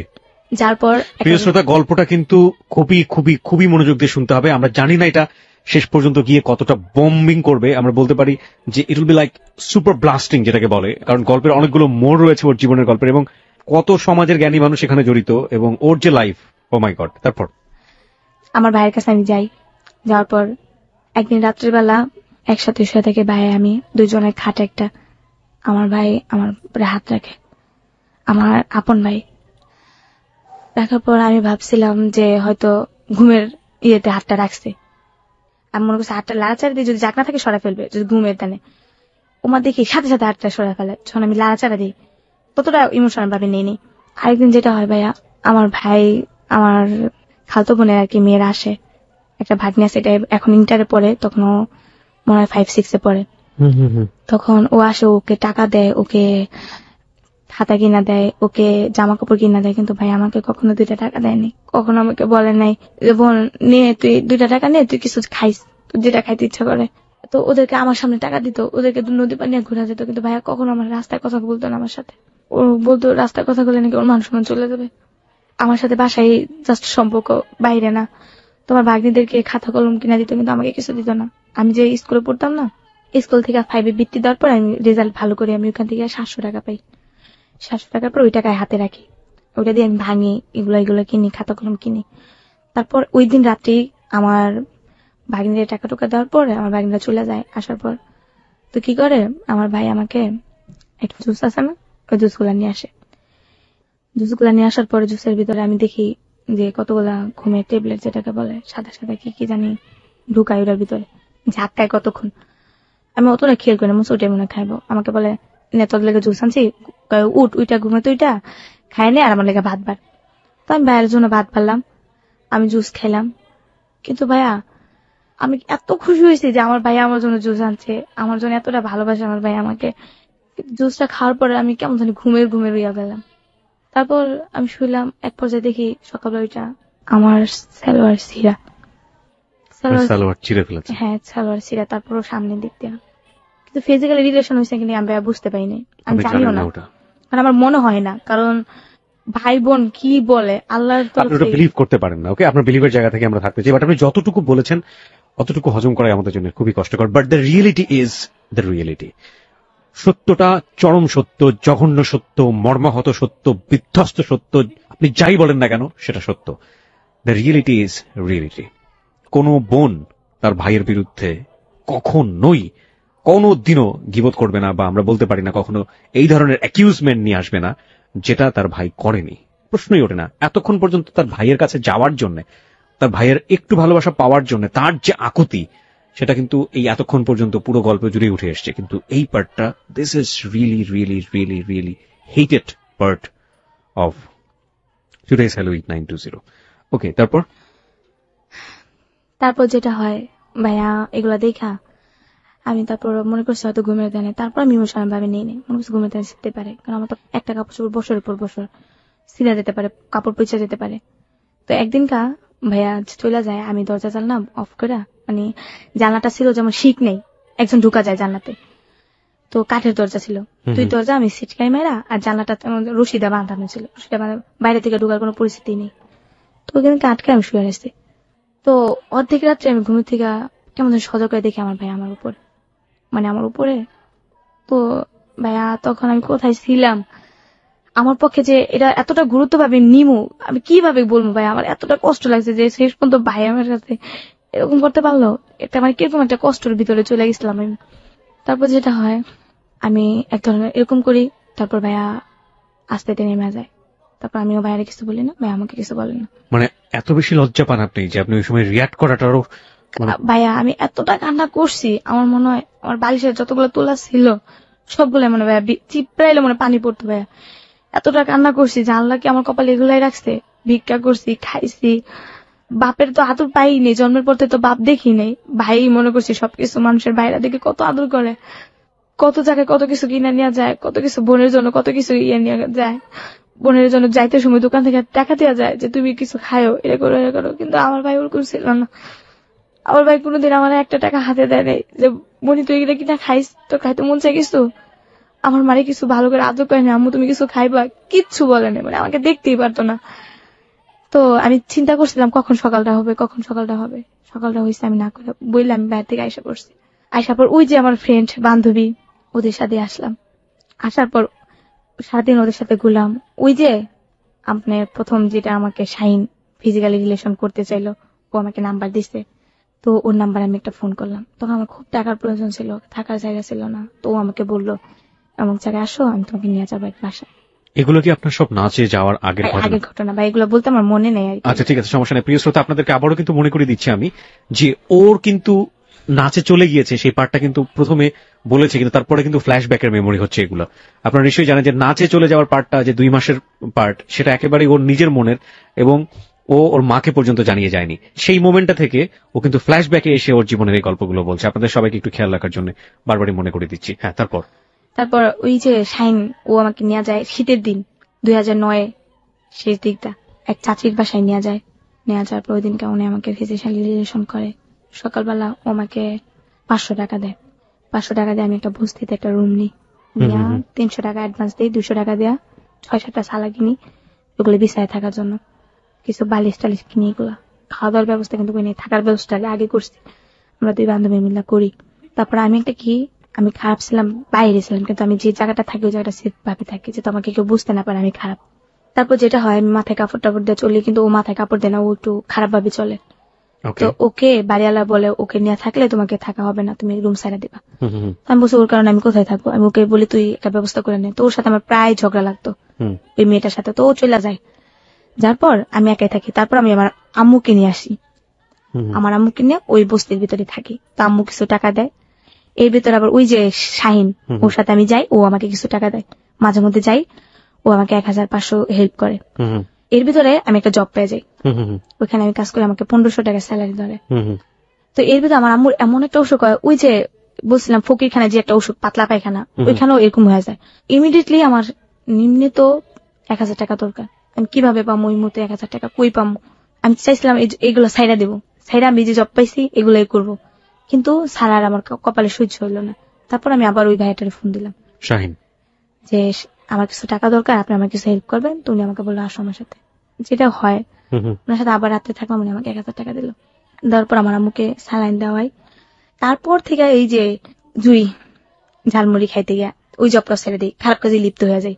আম্মু আমার সাথে রাগারাগি করে, আম্মুর সাথে আমার ঝগড়াঝাটি হয়, আম্মু জায়গা চলে আবার আসে, এরকমই হয় আর কি। মানে এই যে কাজটা আপনি এই কাজটা করছিলেন এবং এটা করতে গিয়ে আপনি যখন দেখলেন যে না এটা থেকে আপনি বের হয়ে আসতে পারছেন না, সেই মুহূর্তে ঝালমুড়ি খাইতে গিয়ে জুইয়ের সাথে পরিচয় হলো এবং জুই বললো আপনাকে ডান্সে নিয়ে যাবে হ্যাঁ এবং ডান্স করাবে, তো আপনি কাজ চাচ্ছিলেন, তো আপনি ডান্সে চলে গেলেন এবং তখনও আপনি আপনার মাকে ওই বস্তিতে রেখে এসেছেন এবং আপনার মা এটা জানে না, হ্যাঁ রাইট? হ্যাঁ এবং তারপরে গেলেন, যাওয়ার পরে আলটিমেটলি যে ঘটনাগুলো ঘটলো একের পর এক, এবং লাস্ট মোমেন্টে এসে কোন এক সন্ধ্যায় মোল্লাদের দ্বারা আক্রান্ত হলো আপনাদের ডান্স গ্রুপ, হ্যাঁ এবং ডান্স গ্রুপ আক্রান্ত হবার পর আপনারা গিয়ে এক প্রফেসরের বাসায় উঠলেন, হ্যাঁ, হ্যাঁ। ওই জায়গাটায় আপনি ছিলেন এবং সাথে ময়ূরী, যেটা আপনি ময়ূরীকে ময়ূরী ম্যাম বলছেন বা হ্যাঁ। আপা বলছেন, আমাদের চিত্র জগতের জগতে। ময়ূরী, যাকে এক নামে সবাই চিনবে, সেও ছিল আপনাদের ডান্স গ্রুপে। তো এই সময়কার গল্প আর কি, এবং আপনার দৃষ্টিকোণ থেকে ময়ূরী ওয়াজ সো গুড উইম্যান, ওই সময় খুব ভালো মানুষ ছিলেন উনি এবং আপনাদের সবাইকে হেল্প করছিলেন। হ্যাঁ, ওই জায়গা থেকে আপনি ফ্ল্যাশব্যাকে গিয়েছিলেন, একেবারে আগের গল্পগুলো বললেন। এখন আপনি আমাকে বলেন যে এই গল্পটার সাথে বা আগের যে গল্পগুলো বলেন এই জায়গাটা থেকে আপনি কেন পেছনে ফিরে গেলেন, রিলেশনটা আসলে কোথায়? ওই যে শাহিন, হ্যাঁ। শাহিনকে নিয়ে উদ্দেশ্যটা আর কি। আচ্ছা ঠিক আছে, তো শাহিন, এখন শাহিনকে আপনি এতক্ষণ ধরে পরিচয় করালেন, হুইজ শাহিন, এবার বলুন পরের টুকু। তারপর যেটা হয়, ওই যে আমি তো প্রোগ্রামে আসছে, বন্ধ হয়ে গেছে প্রোগ্রামটা, হুম। এখন তো সবাই যাত্রার মতো পলায় চলে যেতেছে, ঢাকায় এসে পড়তেছে। তা আমি পলায় আসবো কিভাবে, আমার কাছে তো টাকা নেই, কিভাবে আসবো, আমাকে টাকা দেয়ও নেই এর ভিতরে। তো একদিন কি করলাম, ওই যে শাহিন, ওর নাম্বারটা তো আমার মুখস্থ, ওর নাম্বারে আমি ফোন করলাম, ভাইয়া আমি এমন আমি তো একটা প্রোগ্রামে এসে এরকম এরকম আটকে গেছি, তা আমাকে কিছু হেল্প করবেন? তো আমার এই কথা শুনে ও আমাকে বললো দেখো কোথাও ফোনে টাকা নেয় কিনা। তারপর যেটা হয়, তো আমাকে 500 টাকা পাঠায়। তারপর ওইখান থেকে আমি কি করি, পলায় আসার জন্য রেডি হই। তারপর যেটা হয়, ওই যে আমি যে বস্তিতে থাকতাম ওই বস্তিতে আইসা পড়ি। তারপর আইসা দেখি আমার আম্মু নাই, আমি যাওয়ার পর দিনকে আম্মু চলে গেছে। তো এতদিনে তো ভাড়া জমে গেছে, প্রেশার দিতেছে যে ভাড়া দিতে হবে এন তেন। তো আমি বলছি আমাকে থাকতে দেন, কিছুদিন সময় দেন, আমি ভাড়া দেবো। তারপর ওই যে শাহিন, ও আমার জীবনের সবচেয়ে বলতে পারেন একটা শুভাকাঙ্ক্ষিকা, যে ও আমাকে অনেক হেল্প করছে, বাট এতটাই হেল্প করছে যে আমার মা বাবা, আমার আত্মীয় স্বজন, আমার ফ্যামিলি কেউ আমাকে এতটাই হেল্প করে। নিজের ভাই তো অবশ্যই না, নিজের ভাই দূরের কথা, কেউ এরকম করেই নেই। তারপর যেটা হলো, কিছুদিন ও আমাকে হেল্প করলো, আমাকে কিছু টাকা পয়সা দিল। হেল্পের বিনিময়ে তো আপনার সাথে শারীরিক সম্পর্ক, রাইট? শারীরিক, হ্যাঁ হ্যাঁ। ওকে, আমি ঠিক জানি না এটাকে হেল্প বলে কিনা। ওকে, তারপর আমার কাছে বাট হেল্প, আপনার কাছে এটাই হেল্প মনে হয়েছে? আমি ওরকম করছি, বাট ওর হয়তো উপকার হয়েছে, কিন্তু আমারও এখান থেকে উপকার হয়েছে, যেটা আমি এত বিপদের সময় কি বা আমার কাছে ইউজ করতো বা কি আমাকে টাকাটা দিত। জি। তারপর যেটা হয়, ও আমাকে কিছুটা হেল্প করে, আমার সব প্রবলেম সলভ করে। তারপর এর ভিতরে আমার একটা খালাতো বোন জর্ডান থাকে, উনি ওইখান থেকে বিয়ে করছে, ওইখান থেকেই ছেলে মেয়ে হয়েছে। ও বাংলাদেশে আসছে, বাংলাদেশে আপনার শ্রীপুর, ওইখানে ও বাড়ি করছে। উনি আবার সুইটারের কাজ জানে, তো আমাকে বললো এইভাবে কতদিন ঘুরবা, তুমি আমার কাছে আইসা পড়ো, তুমি সুইটারের কাজ শিখবা। ওকে। তো ওর কাছে না চাই, এর ভিতরে আমি আমার মামার কাছে গেলাম। আমার মামা বললো তুমি চাকরি করবা, তুমি থাকবা খাইবা। মামার কাছে যাওয়ার পর মামা আমাকে নিয়ে গেল। আমি আবার ভাইয়া শুটকি ভর্তাটা খুব পছন্দ করি। তো মামি প্রতিদিন আমাকে বলে তুমি কি পছন্দ করো সবচেয়ে, শুটকি ভর্তা। তো যাক, শুটকি ভর্তা একদিন দুই দিন, একটা জিনিস যতই পছন্দ হোক না কেন, বাট 2-3 দিনের ভিতরে কিন্তু একটা জিনিস খাওয়া যায় না। তো আমাকে চাকরি নিতে, স্প্রিং মিল যেখানে সুতা তৈরি হয়, ওইখানে চাকরি নিলাম। প্রচুর গরম, এই গরমের ভিতরে চাকরি করি। আমাকে মরিচ ভর্তা করে দেয়। 2টা ছেলে, একটা মেয়ে, ছেলেটা ছোট, একটা বড় আমার সমবয়সী। ওরে মাছ দেয়, আর আমাকে একটা ছোট টুকরা দিলে দেয়, না দিলে নাই। একে অবহেলা করে, দুধ দেয়, ওদের ভাত দেয়, আমাকে দেয় না। আমার জন্য ছোট টুকরা রাখে, আমিও জিতে খাই না। যে ওদের বড়টা দিয়ে আমাকে দেয় না কেন, আমিও আমার মার মতো একটু জিতি, যে আমাকে কেউ কষ্ট দিলে না আমি সহ্য করতে পারি না। তারপর যেটা হয়, আমি ওইখানে চাকরি করি, ওইখানে বেতন পাই। আমার বেতনের টাকা দিয়ে ওনাদের সব প্রবলেম সলভ করবে, কিন্তু আমার যে একটা ড্রেস আপ নাই, আমাকে একটা ড্রেস দিবে ওটা বলে না। ওনার মেয়েকে একটা ড্রেস কিনে দিবে, ওনার মেয়ের স্কুলের ফিস দিবে, ওনার ছেলের প্রাইভেট খরচ দিবে। আপনার মাকে আপনি খুঁজে পেলেন? এখনো খুঁজে পাননি? মানে এর ভিতর তো মা খুঁজে পাই না, মা চায় চয়া খায় এখানে ওখানে জায়গা। কিন্তু মার সাথে এসে আপনি দেখাও করেন না? দেখা করিনি। মাকে দেখতে ইচ্ছে করলো না? করছে, কিন্তু পাই নেই, খুঁজেই পাননি? খুঁজে পাই। এটা টেনশন হচ্ছে না? টেনশন হচ্ছে, আর বাট আমার মা খুব ট্যালেন্ট একটা মেয়ে, যেটা ওনার আপনি একটা আছে না যে গায়ে টাচ করবে। আমরা রাস্তা ঘুমাইছি বলে যে আমরা এতটা না। আমার আম্মুর দেখা গেছে একটা দোকান, আপনি আমার আম্মু চা খাইতে গেছে, আমার আম্মুর সাইড দিয়ে একজন বললো যে খালাম আমার কিছু দেন তো, মানে দোকানদারকে বললো আম্মুর মাইরা একটা পিঠা শেষ করে ফেলবো। আমার উপর দিয়ে আসতো কেন, কেন দুনিয়ার জায়গা নাই, আরো জায়গা আছে, ওইখান দিয়ে চলে যাও, আমার উপর দিয়ে আসতো কেন? মেয়ে দেখলে কি মাথা নষ্ট হয়ে যায়? একটা ডাইরেক্ট আমার মুখগুলো পরে বকাঝকা করে। তারপর যেটা হয়, এই জন্য আমি টেনশন করি না, কারণ আমার আম্মু নিজে ঢাকা শহরে এমন কোন রাস্তা নেই যে আমার আম্মু নাচি চিনে না, সুতরাং যে কোনো ভাবে ম্যানেজ করে ভালো আছে। তো অনেক ভালো, কারণ এক সময় যেহেতু ঢাকায় কাজ করছে, উনি সবই চিনে, ঢাকায় বড়, ঢাকায় ভাষায় কথাও বলে। তারপর যেটা হয়, মানে আমাকে শুটকি ভর্তাতে ভাত দেয়, সবার সামনে খাইতে গেলে আমার খুব শরম করে। সব আমার কথা কি প্রতিদিন শুটকি ভর্তাই দেয়, ভাত দেয়, এমনি ভাত দিতে পারে না ভালো কিছু দেয়া। তো আমার শরম পাই দেখে পর একটা মেয়ে আমাকে বুদ্ধি দিল, কয় তুই কোয়ার্টার আইসা পড়, তুই নিজে কামাই কর, নিজে থাকবি খাবি। মানে আপনার কর্মস্থলের যে কোনো একজন মেয়ে? একটা কোয়ার্টার। ওখানে আবার কোয়ার্টারের সুযোগ আছে। তো আমি কি করলাম, সিদ্ধান্ত নিলাম কোয়ার্টারে থাকবো। তখন আমি কি করি, বেতন পাইয়া আমার মামা মামিকে না বললে আমি কোয়ার্টারে এসে পড়ি। আচ্ছা, পরে এখানে আবার আমার মা আসে, আইসা আমার খালা যেটা মিজু খালা টুঙ্গিতে থাকে ওর কাছে খবর নেয় যে আমি আমার মামার কাছে আইসা পড়ছি। মায়ের খবর টবর নিয়ে আমার মা ওইখানে আইসা পড়ে। আসার পর আমি তো চাকরি বাকরি করি, ঘরে জিনিসপত্র করছি, 2700 টাকা বেতন পাইছি। আমার টাকা দেখে কেন, আমার একটা মানে ওইটা অন্যরকম, আমি চাকরি করি আর কিছু না, একটা আর তখন আমার মামা তো ফ্যাক্টরিতে এসে বলতেছে তোমার আম্মু আসছে। আমি বিশ্বাস করি না, মনে করছি আমি তো যদি বেতন নিয়ে আইসা পড়ছি, যদি আমার বাসায় গিয়ে কিছু বলে মারধর করে, আমি বলছি আমার আম্মা আসে, আমার আম্মা নিয়ে আসতে কয়, আমি বিশ্বাস করি না মরে। তারপর কি হলো, আম্মা আসলো গেটে, আম্মুরে দেখা তো আমার খুশি দেয় কেন, আম্মুরে জয় দেখছে, মা তোমার আর ভিক্ষা করতে হতো না, তুমি এখন থাকবা, তুমি এখন খাবা, আর কোনো কষ্ট না, মনে করো তোমার মেয়ে বড় হয়ে গেছে। এই কতদিন পরে দেখা? 2 মাস? প্রায় 3 মাস। 3 মাস, ওকে। আম্মু তো আমার জড়াই ধরে কান্নাকাটি, তুই কেন আমার সাথে গেছিস, তুই কি বড় হয়ে গেছিস, হাত পা খোঁজা হয়ে গেছে। তো আম্মুরে নিয়ে রাখলাম। তখন আম্মুর এক চান্স আমি কাপড় কিনে দিলাম, আম্মুর যত কিছু লাগে সবকিছু কিনে দিলাম। আম্মুরে বললাম তুমি লাঠি পড় দিবা না, কারণ শরম লাগে লাঠি পড় দিলে। তারপর আম্মু লাঠি পড়তে হাঁটে, আমাকে ধরে আটতো, তারপর মা আম্মু লাঠি পড় দেয়। তারপর কি হলো, আম্মু ওনার ছেলেটাকে খুব ভালোবাসে, ছেলেকে না দেখলে পাগল হয়ে যায়। তারপর কইতেছে আয় তোর ভাইয়ের কাছে যাই আমরা, কিন্তু আম্মুর কাছে আমি বলি নাই যে আম্মু আমার কাছে এইগুলো ঘটছে। তারপর আম্মু বলে যে চল আমি যাই, এখান থেকে আমরা চলে আসি। আসার পর আমি আর ওই জবটা করি না, আশা পড়ি টঙ্গিতে আসার পর এখানে আবার একটা রুম নেই। পরে এখানে থাকি, তারপর আম্মুর সাথে আমার ঝগড়ায় যে কোনো একটা বিষয় নেই, এমনিতেই যখন আম্মু চলে যায় আবার আমি আবার একা একা থাকি, আবার ওই ফ্রেন্ডদের সাথে আড্ডা মারি, ওরাও এরকম খারাপ কাজ করি। হ্যাঁ, এর ভিতরে আবার ওই যে আমার আপুর কথা বলছি, ওই আপুর বাসা আবার যাই রোজার ঈদ আসা পরে, প্রায় কাছে। কোন আপু এটা? জুই না, ওই যে আমার একটা ফাতেমা আপু, যেটা উনি জর্ডান থেকে আসতে, ওকে, উনি আমাকে নিয়ে যায়, ওনার বাসা নিজের বাড়ি করছে, বর্তমানে আমার আম্মু ওইখানে আছে। তো দাঁড়ান বুঝিনি, আপনার তো জর্ডান থেকে মামা মামি আসলো? না, আমার একটা খালতো বোন আসছে আর কি, ওকে, ওখানে বিয়ে করে আসছে, ওখানে একটা মেয়ে হয়েছে, আসার পর বাংলাদেশ চলে আসছে, মেয়েকে রাখার মানুষ পায় না, এর জন্য। তাহলে আপনি কোথায় থেকে অফিস করছিলেন? মামা মামির কাছ থেকে? হ্যাঁ, শ্রীপুর থেকে অফিস করছিলাম। আর এই জর্ডানের বোনের সাথে কি সম্পর্ক, খালাতো বোনের সাথে? এই টঙ্গিতে আইসা উনিও আসতে, দেখতে আসছি ওনাকে। আচ্ছা, দেখার পর হ্যাঁ, ওকে। তারপর উনি আমাকে বললো এভাবে আর কতদিন, তুমি আসো আমার সাথে।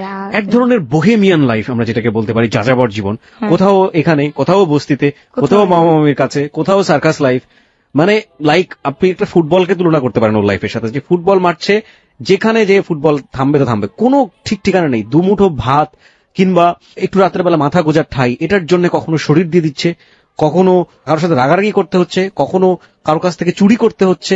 This is call life. এবং এই জীবন কতটা নির্মম এবং নৃশংস হতে পারে সবকিছু মিলিয়ে, সেটা আজকে মনিকে দেখলেই বুঝতে পারবেন। কিন্তু অদ্ভুত ব্যাপার হলো 17 বছরের মেয়েও এবং ওর যে বলার স্টাইল, তার মধ্যে এক ফোঁটা ছিটে ফোঁটা, আমি বেশ কয়েকবার 2-1বার দেখেছি চোখের জলে ভিজে উঠছে, কিন্তু এক্সপ্রেশনে সেটা নেই, একেবারে হাসি মুখ করে আরামসে বলে যাচ্ছে। ও এটা কি ওর জীবন মনে করে নিয়েছে, অদ্ভুত। এবং এই জিনিসটাকে আমার খুব বেশি পরিমাণে আমি মার্ক করছি, যে ওর ফিলিংসটা আসলে কি। ওর ফিলিংসটা কোনো না কোনোভাবে ধরতে পারছি না, যে ও যে কষ্টে আছে, ওর যে খারাপ লাগছে, আমি ঠিক জানি না। আমি শেষের জায়গাগুলোতে আসতে চাই। ওকে, হ্যাঁ, তারপর যেটা হয়, আমার খালুর কাছে যাই, আমার খালা থাকে, মেহমান আসে, 3টা রুম থাকে ওদের, একটা হাজবেন্ড ওয়াইফ থাকে, আর একটা এর ভিতরে বলি না আমার ছোট খালা, ওরাদের একটা বড় সমস্যা হয়ে যায়, ওরাদের রুম আটকে যায়, রুম ভাড়া দিতে পারে না, দেখে বের করে দেয়, ওই মিজু খালার কাছে চলে যায়, মিজু খালার বাড়ি করে, ওরা এক রুমে থাকে, খালা এক রুমে থাকে। আমার খালা আবার হুজুর নিয়ে একটা তালিম পড়ায়। আমার ফ্যামিলিটা সবাই হুজুর, খালি ডান্সার দিতে আমি একাই বলতে পারেন। আপনার ফ্যামিলির সবাই হুজুরনি মানে হচ্ছে তো নামাজ পড়ে, সবকিছু আল্লাহর ভক্ত, ওরা আল্লাহর ভক্ত, 5 ওয়াক্ত নামাজ পড়ে, ইসলামের সবকিছু মেনে চলছে। আর সেই বাড়ির একটা মেয়ে এরকম পথে ঘাটে ঘুরে বেড়াচ্ছে, প্রস্টিটিউশনে যাচ্ছে, কোনো কিছু না। তারপর যেটা হয় ভাইয়া, একদিনকে আমাকে খালার সাথে শুইতে দেয়, আমি খালার সাথে শুই কিনারে, রাত্রে টিভি দেখতে দেখতে প্রায় ঘুমাই যাই, খালু নিচে ঘুমায়। তো রাত্রেবেলা আমার একটা কি, যে কেউ যে আমাকে টাচ করে, আমি গায়ে হাউস পরে পাই যে আমাকে টাচ করতেছে। হঠাৎ করে দেখি যে আমার টাচ করতেছে আমার খালু, ধরতেছে, মানে নিচে শুয়েছে, হাত বাড়ে আমাকে টাচ করতেছে। তখন চিন্তা করতেছে এই জায়গাও থাকবো না, চলে যাবো, রাত্রি ডিউটি নিয়ে নিচ্ছে। পরের দিন সকালে চলে আসবো ওইখান থেকে, চলে আসার পরে আর কারো বাসায় যাবো না। একটা মনে সাহস হলো, কারো বাসায় যাবো না, একা একা রুম নিবো, একা একা থাকবো, একটা নিজে একটা ডিসিশন নিলাম, কারো বাসায় যাবো না। প্রিয় শ্রোতা, একটা মেয়ের পিতৃ পরিচয় না থাকলে, একটা মেয়ের যদি কোনো ব্যাকআপ না থাকে, এমনিতেই আমরা শুনি যে এই ধরনের ফ্যামিলি ট্যাবু, যেটার পার্সেন্টেজ এত ভয়াবহ আপনি চিন্তাও করতে পারবেন না। এগুলো নিয়ে যারা কাজ করে বিভিন্ন এনজিও, সেই পরিসংখ্যানগুলো আমরা দেখেছি, যে একটা মেয়ে পারিবারিকভাবে ছোট থেকে বড় হতে গিয়ে এ ধরনের কত রকমের টর্চারের, মানসিক টর্চারের শিকার হন, বিশেষ করে ফিজিক্যালি। সে বয়স্ক হোক কিংবা অপ্রাপ্ত বয়স্ক হোক, একেবারে নিজের ব্লাড রিলেশন থেকে শুরু করে কেউই সেখানে বাদ নেই এই তালিকায়। কিন্তু যখন দেখি যে পিতৃ পরিচয় নেই এবং এই মেয়েটাকে খুব সহজেই পাওয়া যায়, এই মেয়েটা কখনো সোচ্চার ভয়েস তার মুখ থেকে বের হবে না, খুব সুউচ্চ কণ্ঠে সে প্রতিবাদ করতে পারবে না, তখন কিসের খালু, কিসের আপন ভাই, কিসের বন্ধু, যে যেভাবে পারছে সেভাবে। ওকে, তারপর আমি ওখান থেকে আসা পড়ি। আসার পর ওই যে শাহিন, ওকে আমি বলি যে আমি একটা রুম নিব, আমাকে একটু হেল্প করবেন। কি হেল্প? আমার তো একটা মাস চলা লাগবো, আমার তো ওই টাকাটা নাই, আমি কি করব? আপনি আমার একটা মাস জাস্ট হেল্প করবেন, আমি চাকরি নেব, তারপর আমি আপনার টাকা দিয়ে দেবো। তো ও আমাকে বলে, তো ভাই আমি যেটা ভুল করছি, আমি জানতাম না ও কিন্তু হিন্দু। তখন ও আমাকে বলে যে আমি তো হিন্দু, তুমি আমার সাথে কি করবো? আমি একটা অফার করি যে হাজবেন্ড পরিচয় আমি আপনাকে রাখবো, আমার কিছু মাস থাকবেন, তারপর যদি কোনো সমস্যা হয় আপনি চলে যাবেন, আমি থাকতে কোনো সমস্যা করবো না আপনার, আমার জীবন যাক যাক, কিন্তু আপনার কোনো সমস্যা হইতে দিব না আমি এভাবে বলছি। তারপর উনি আমাকে খুব বিশ্বাস করছে।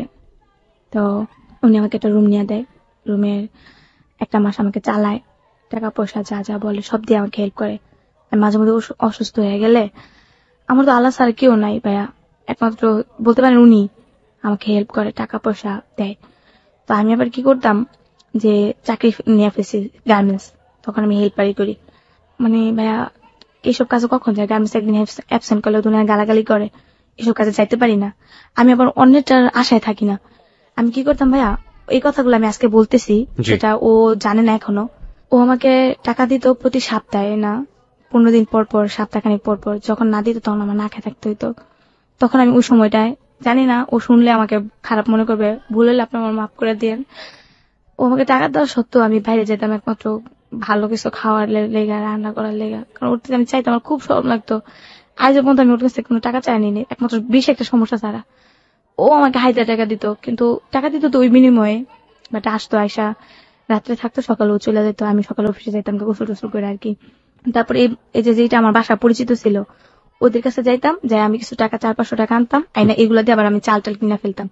ওর আশায় থাকতে হতো না, দিলে ওই টাকাটা আমার স্ট্রং থাকতো, আবার যখন ফুরা যেত আবার কিনা ফেলতাম, এরকম করতাম। মানে এই পেটের ভাতের জন্য, হ্যাঁ, বাসাটা ভাড়া দেওয়ার জন্য আপনি মানে আমি টেনশন করতাম, যেটা ভাইয়া আমি একবেলা না খেয়ে থাকি কেউ দেখবো না, কিন্তু একটা বাসা ভাড়া না পেলে যদি আমার বের করে দেয়, তখন আমি কোথায় থাকবো? এই জন্য আপনি প্রস্টিটিউশনে জড়ালেন। গার্মেন্টসও করতাম, এসব কাজও করতাম, ওর সাথেও করতাম। জি, গার্মেন্টসের কাজ করে আমি একসময় অপারেটর হয়ে যাই, তখন আমার বেতন হয়ে যায় 3500 টাকা। তখন আমি সব মিলে 4 থেকে 5,000 টাকা পাই।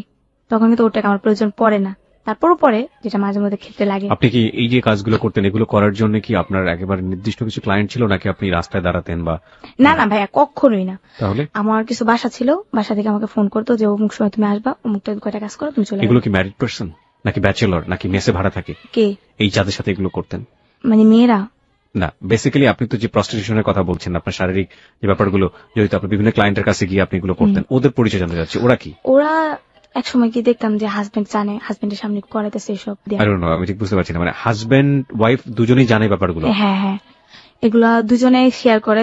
হাজবেন্ড লোক নিয়ে আসতেছে, ওয়াইফ রিসিভ করতেছে, রিসিভ করে দেখা গেছে যে মেয়েকে ভিতরে দিতেছে, হাজবেন্ড গেটটা লাগাই দিতেছে, আর হাজবেন্ড ওয়াইফ দুজনে ঘরে বসে আছে। তারপর শেষ হওয়ার পরে দেখা গেছে লোকটা আসলো, হাজবেন্ডের কাছে টাকা দিল বা ওয়াইফের কাছে টাকা দিল, হাজবেন্ড নিচে নামাই দিয়ে আসলো। মানে কোন একটা বাসায় গিয়ে আপনাদের জিনিসটা করতে হতো, এবং এগুলো সবকিছু প্রিসেট করা, সাজানো থাকতো। হ্যাঁ হ্যাঁ, দেখা গেছে একটা হাজবেন্ড ওয়াইফ আর একটা বাচ্চা, তো এক বাসায় ফ্ল্যাট নিয়ে রুম ভাড়া নিল। তো ওইখানে তো সন্দেহ করার মতো কিছুই নেই, যেহেতু হাজবেন্ড ওয়াইফ বাচ্চা আছে সাথে। তো ওয়াইফে বললো যে আমার হাজবেন্ড এমন একটা জব করে, মানুষ আসবে, আমি বা খাওয়াবো লোকজন।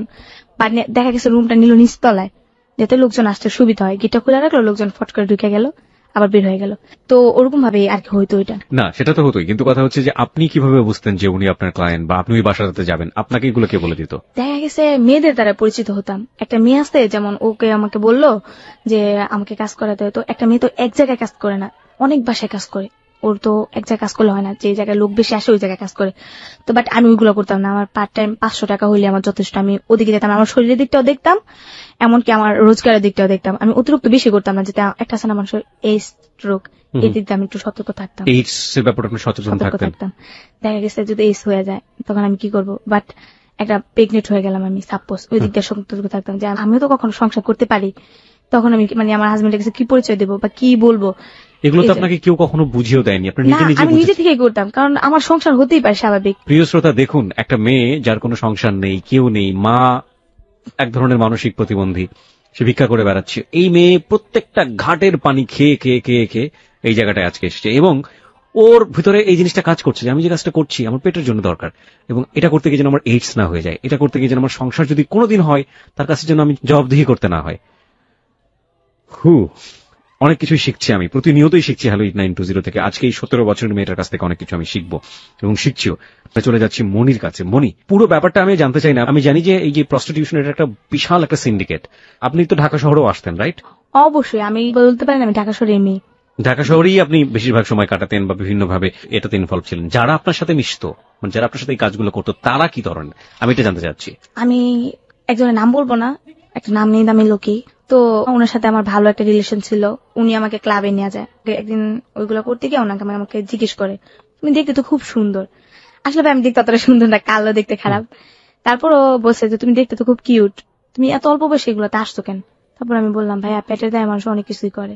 তো আমার এইসব কথা শুনলে না মানুষ আমার কাছে কাজ করতে চাইতো না, শুধু শুধু টাকা দিয়ে দিত। আমি এগুলো আরো বেশি বলতাম, যাতে আমার কাছে এইগুলো পিছনের গল্পগুলো কারণ কেন বলতাম ভাইয়া, আমার কষ্টটা কম হইতো, আমার টাকাটাও হইতো, আমি এই জন্য বেশি বলতাম।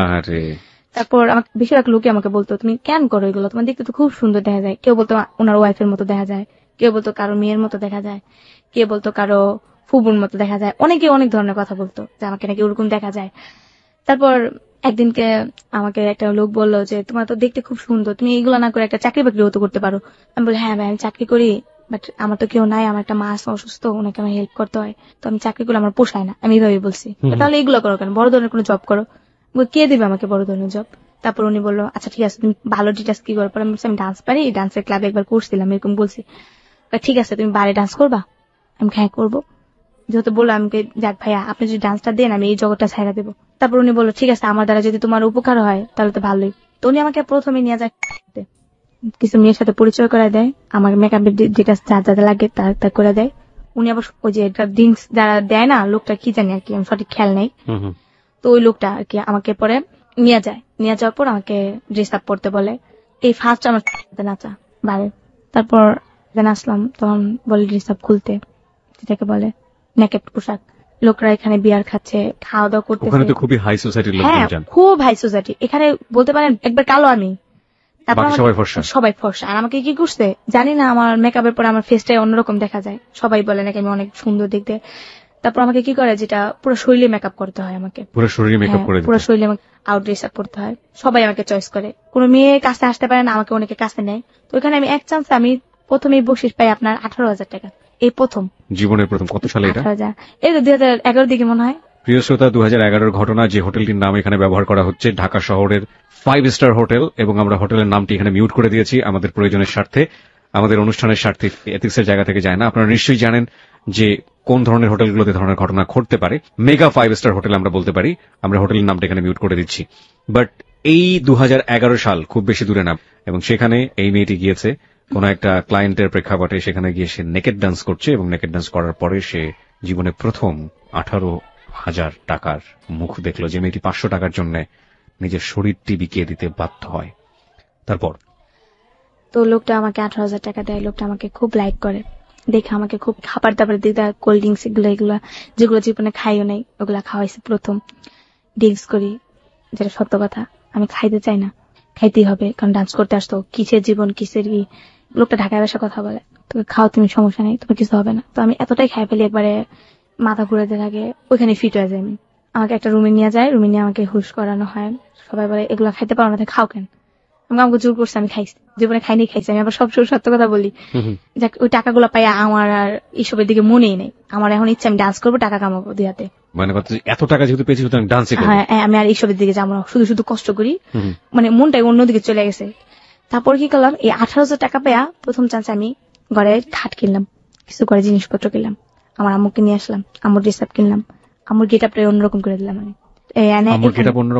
আপনার কি পরে থাকতো আর আপনি কি পড়ালেন? আমার আম্মু কিন্তু আবার একটা কথা বলা হয়নি, আমার আম্মু কিন্তু হাতে সেলাই সবকিছু, মানে আমার ছেলের কামিজ কিন্তু হাতে সেলাই দিত। আচ্ছা, দেখা গেছে ওই যে দর্জি দোকানে কাপড় ইয়ে করতেন আগে, কিন্তু আমরা যখন বিক্রি করে খাইতাম তখন কিন্তু আমার আম্মু দর্জি দোকানে আপনার কাপড় টুকরা কাপড় ফালাই দিত না, এগুলা দিয়ে আমার আম্মু সেলাই আমাকে জামা বানাই দিত, বড় বড় টুকরা কাপড় দিয়ে। আপনার আম্মু এগুলোই পরে থাকতো? হ্যাঁ এগুলাই পরে থাকতো। তারপর আমি আমার আম্মুর গেটআপটা অন্যরকম করে দিলাম, আমার আম্মুকে ড্রেস আপ সবকিছু প্রায় 10,000 টাকার ভিতরে সবকিছু ম্যানেজ করলাম।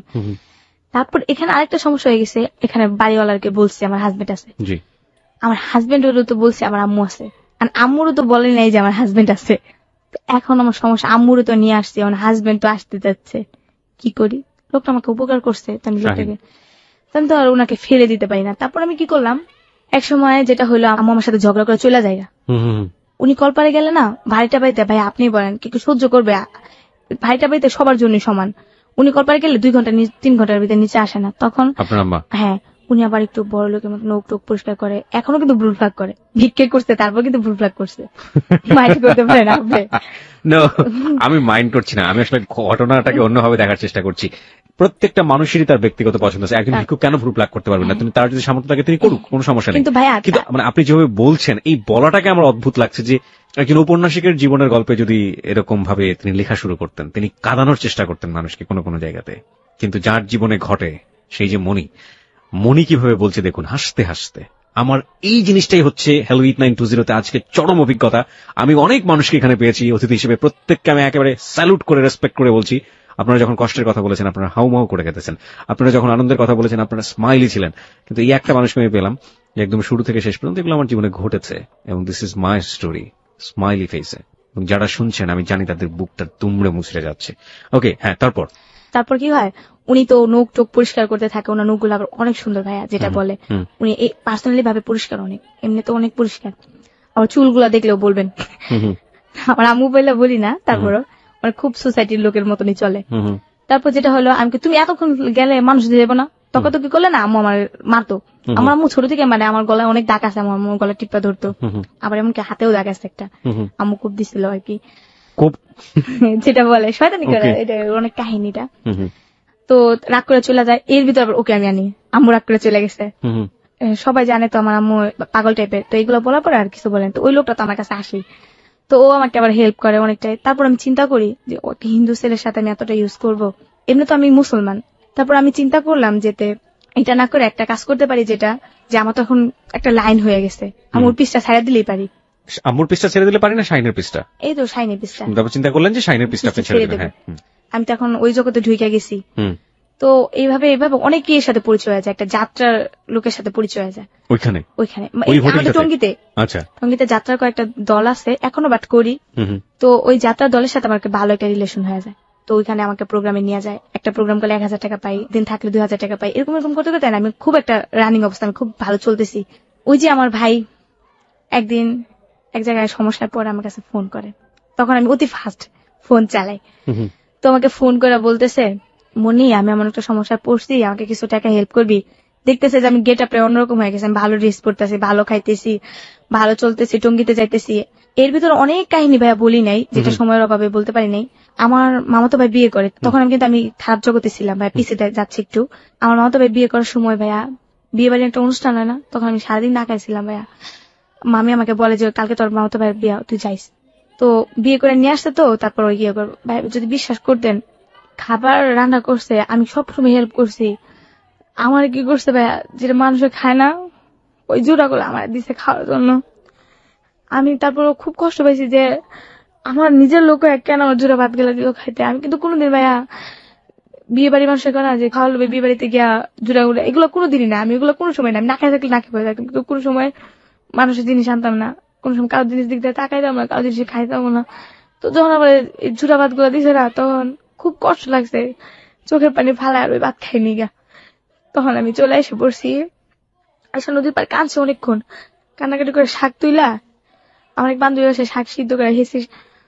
তারপর খুব কষ্ট হয়েছে, আমার জীবনে কিরকম যে কটা ভাতের জন্য মানুষের কাছে এত কষ্ট করতে হয়। আজকে ওনারা আমার কাছে হেল্প নেয়, ওনারা আজকে আমার কাছে টাকা পয়সা নেয়।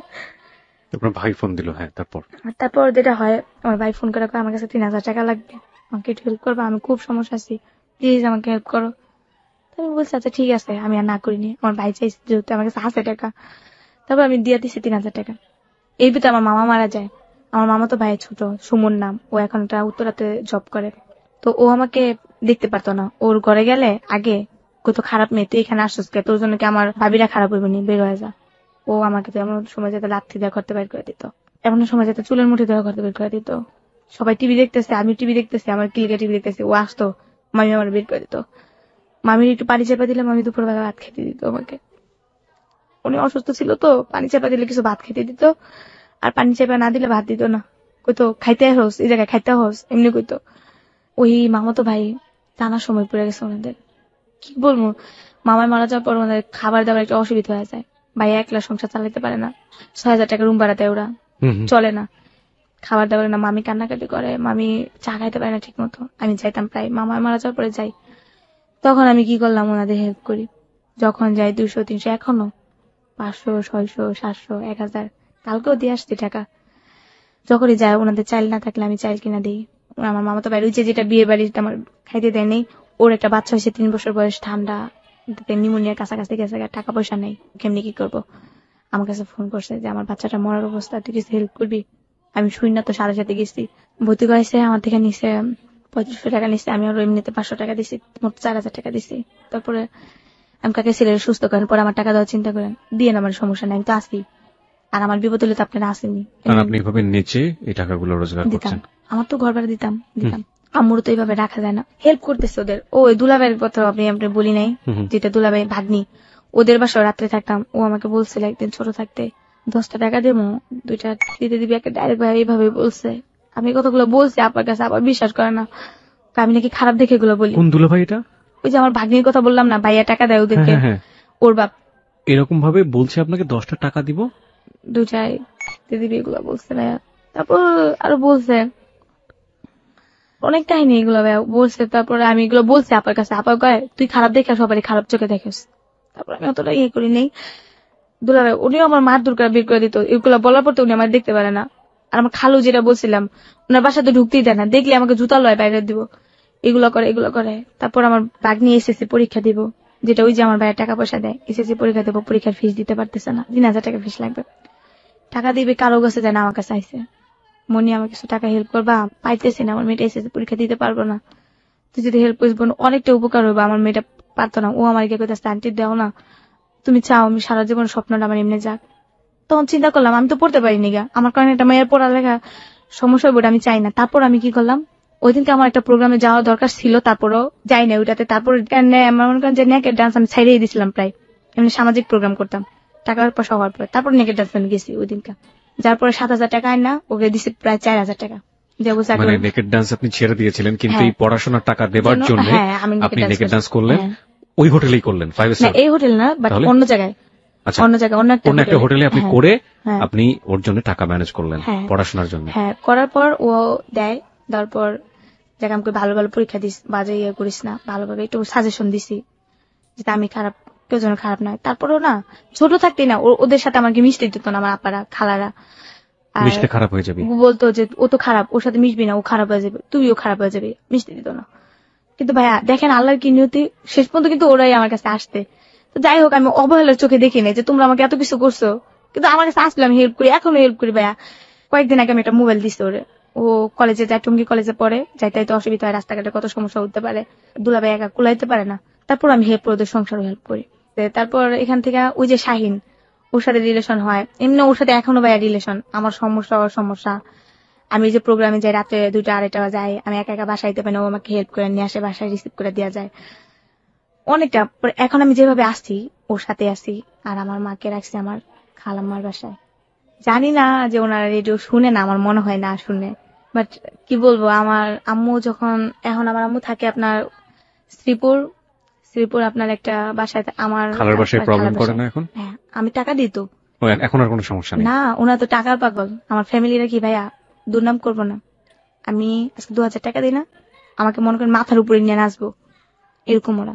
যেই আমার গেট আপটা অন্যরকম হয়ে গেছে না, যেই খালো আমাকে টাচ করছে, যেই খালো আমাকে জুতা দিয়ে পর্যন্ত বাইরে এসছে, ওই খালো আমার কাছে টাকা চাইছে। আর এবার রোজারিদি কি বলে জানেন, তোরা কি ফেতরা ফুতরা দিবি না আমাদের, এমনি বলে। আমি সি এইভাবে বলেন কি, আপনি আমার কাছে টাকা চাইতে পারেন, কি এর ফেতরা কি, আপনি আমার খালু না, আমি আপনার মেয়ের সমান বয়সী, আপনি দেওয়ার আমার অধিকার আছে, দোয়া করবেন আল্লাহ পাক যেন আমার ভালো। কবে জানলেন যে ভদ্রলোকটাকে দেখলে আপনার মা চিল্লাচিল্লি করতো তিনি আপনার বাবা? একদিনকে আমার আম্মু এক রাস্তার ভিতরে, ওইখানকার একটা লোক আমার আম্মুর মারধর করে, তখন আমি একটু ভালো, এই যে কিছুদিনকে আগে কথা, 2012 পরের দিক দিয়ে কথা, আমার আম্মুকে মারধর করে। মারধর বলতে কি, আমার আম্মুকে লাঠি দিয়ে একটা বাড়ি মারে আমাদের এলাকায়। তো তখন আমি একটা অন্যরকম ভাবে চলতাম, কারোর ভয় পেতাম না। আমার কথা আমি বুক আগে কি করছি না করছি ওটা আলাদা সাবজেক্ট, ভিক্ষা করছি এগুলো করছি ছোট থাকতে করছি, এখন বড় হয়েছি নিজের মতো নিজে চলি।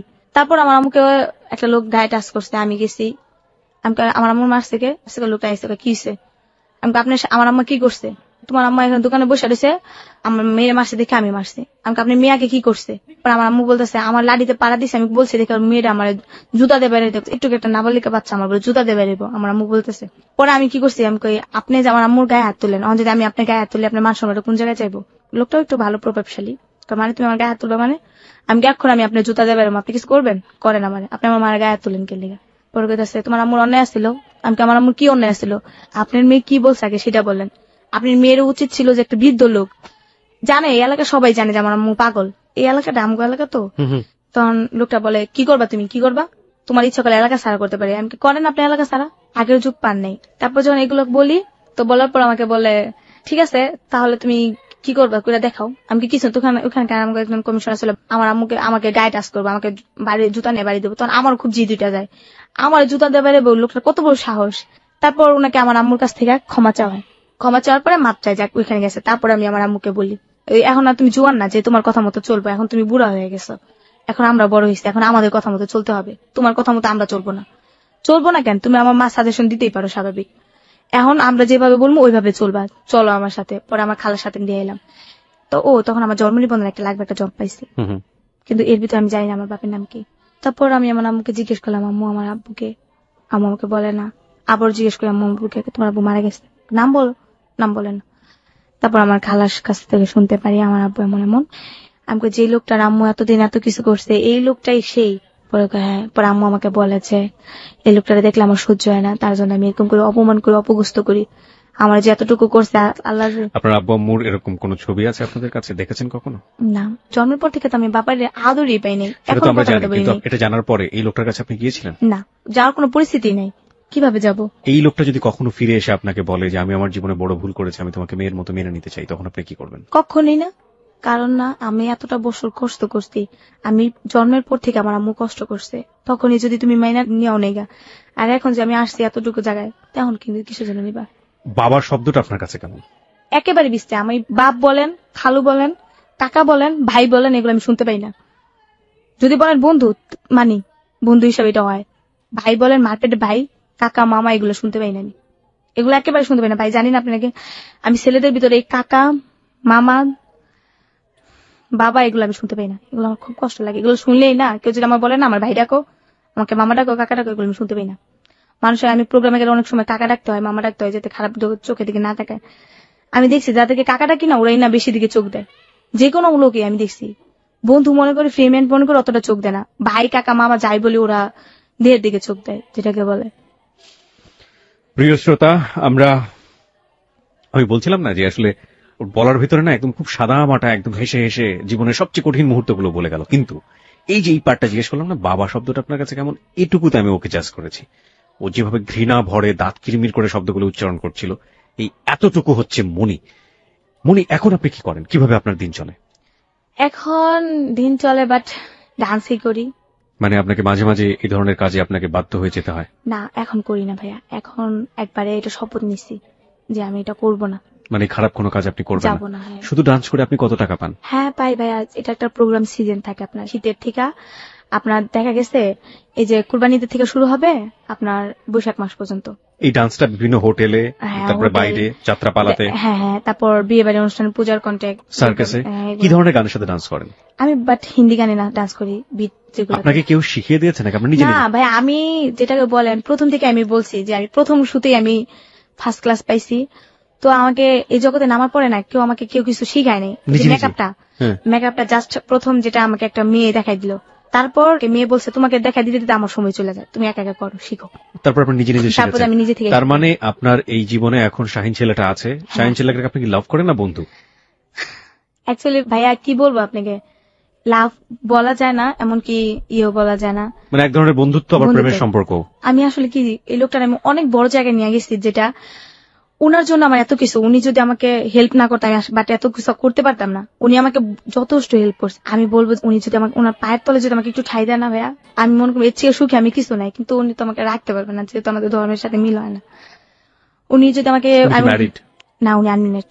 এখন আর ম্যারিড? ওকে। হ্যাঁ, আমি ওনাকে বলছিলাম মুসলমান হওয়ার জন্য, কিন্তু উনি বলছেন না, আমার পক্ষে সম্ভব না, আমার মা একজন স্ট্রোকের রোগী, আমার টাকাতে সংসার চলে না, বাট আমাকে সবাই লাইক করে, আমাকে সবাই ভয় পায়, তো আমি যদি কাজটা করে ফেলি কিভাবে হয়। ওর সাথে আমার রিলেশন প্রায় 4 বছর হয়ে গেছে। ওর যাবতীয় হেল্প আপনাকে করে যাচ্ছে। হ্যাঁ। এখন যে বাসটাতে আপনি থাকেন, আপনার মা জানে ব্যাপারটা এখন, শাহিন এবং আপনার ব্যাপারটা? না, শাহিনের ব্যাপারটা জানে এখনো জানে না? না, আম্মু জানে যে আমার বিয়ে হয়েছে। বিয়ে হয়েছে? হ্যাঁ। কার সাথে? তার সাথে হয়েছে, বাট কথা বলতে চাই, আমি কথা বলাই না, বলি যে এইখানে আছে ওইখানে আছে। কিন্তু আপনার কাজকর্মগুলো তো সে জানে। হ্যাঁ কত বছর যাবত জানে সে বিয়ে হয়েছে? জানে তো, 2 বছর ধরে জানে যে আমার বিয়ে হয়েছে। আমি জানাইছি কারণ আমার আম্মুকে তো না জানায় একটা একা একা থাকি, একটা মানে এবং সেজন্য মা জানে যে আলটিমেটলি আপনি বিয়ে করেছেন, তার সাথে আছেন। হ্যাঁ। মার সাথে পরিচয় করে দিতে চান না কেন? এখানে মাকে হাইড করেন কিভাবে? কেন করি, যে তো দেখা গেছে যে আমার আম্মুর সাথে যদি পরিচয় করাই দিতে চাই আমি, বাট আম্মু বলবে যে বাসায় নিয়ে আস, এই যেমন গিয়ে না গেছে। না না, আপনি তো বিয়ে করেননি, প্রথম কথা হচ্ছে এটা। হ্যাঁ। কিন্তু মাকে আপনি কিভাবে ম্যানেজ করেন? এই 2 বছর যাবত, এটা তো লম্বা সময়। হ্যাঁ, আম্মু জিজ্ঞেস করে তো যে তোমার হাজবেন্ডের সাথে দাও একটু কথা বলি। আম্মু উনি না আমার ফ্যামিলির দিকটা দেখতে চায় না, কেমন জানি করে, আমি একদিনকে নিয়ে যাবো, তোমার দেখাবো। তারা আম্মুকে জানে যে আপনি ডান্স করে টাকা পয়সা গুলো রোজগার করেন? হ্যাঁ জানে, আম্মু ডান্স করি আমি। আপনার আম্মুকে জানে আপনার জীবনের পাস্ট অতীতগুলো, আপনার এই ভয়াবহ অতীতগুলো? না, কিচ্ছু জানে না। আজকেই প্রথম আপনি সবার সামনে এই জিনিসগুলো ওপেন করলেন। আপনার ফ্যামিলির সবাই আপনাকে ঘেন্না করতো, জানতো, কিন্তু এই প্রথম ডিটেল আজকে সবকিছু আপনি ওপেন করলেন সবার কাছে। আর শাহিনের সাথে কখনো আপনার মার কথা হয়েছে? এর ভিতরে একটা মিস্টেক করে ফেলছে, একটা কথা বলি নাই। বলেন। যে একটা লোক আমাকে, একটা বান্ধবী, মেয়েটা মারা গেছে, নাম হচ্ছে নীলুফা, ওর সাথে আবার শাহিনের সাথে রিলেশন ছিল। ও আমাকে বলে একটা ছেলে আছে, 500 টাকা দিবে, যাবা? আমি তখন বস্তিতেই থাকি, তুমি বসে যাবো, না করিনি, তো টাকার দরকার ছিল। যাওয়ার পর ও একজনের কথা বইলা আমার সাথে প্রায় 9-10 জন আমার সাথে ইউজ করে। করার পর তখন এতটা মানে জোর জবস্ত করে, পিস্তল থাকে আমার মাথায়, না করতে পারলে তোকে মেরে ফেলবে যাবে।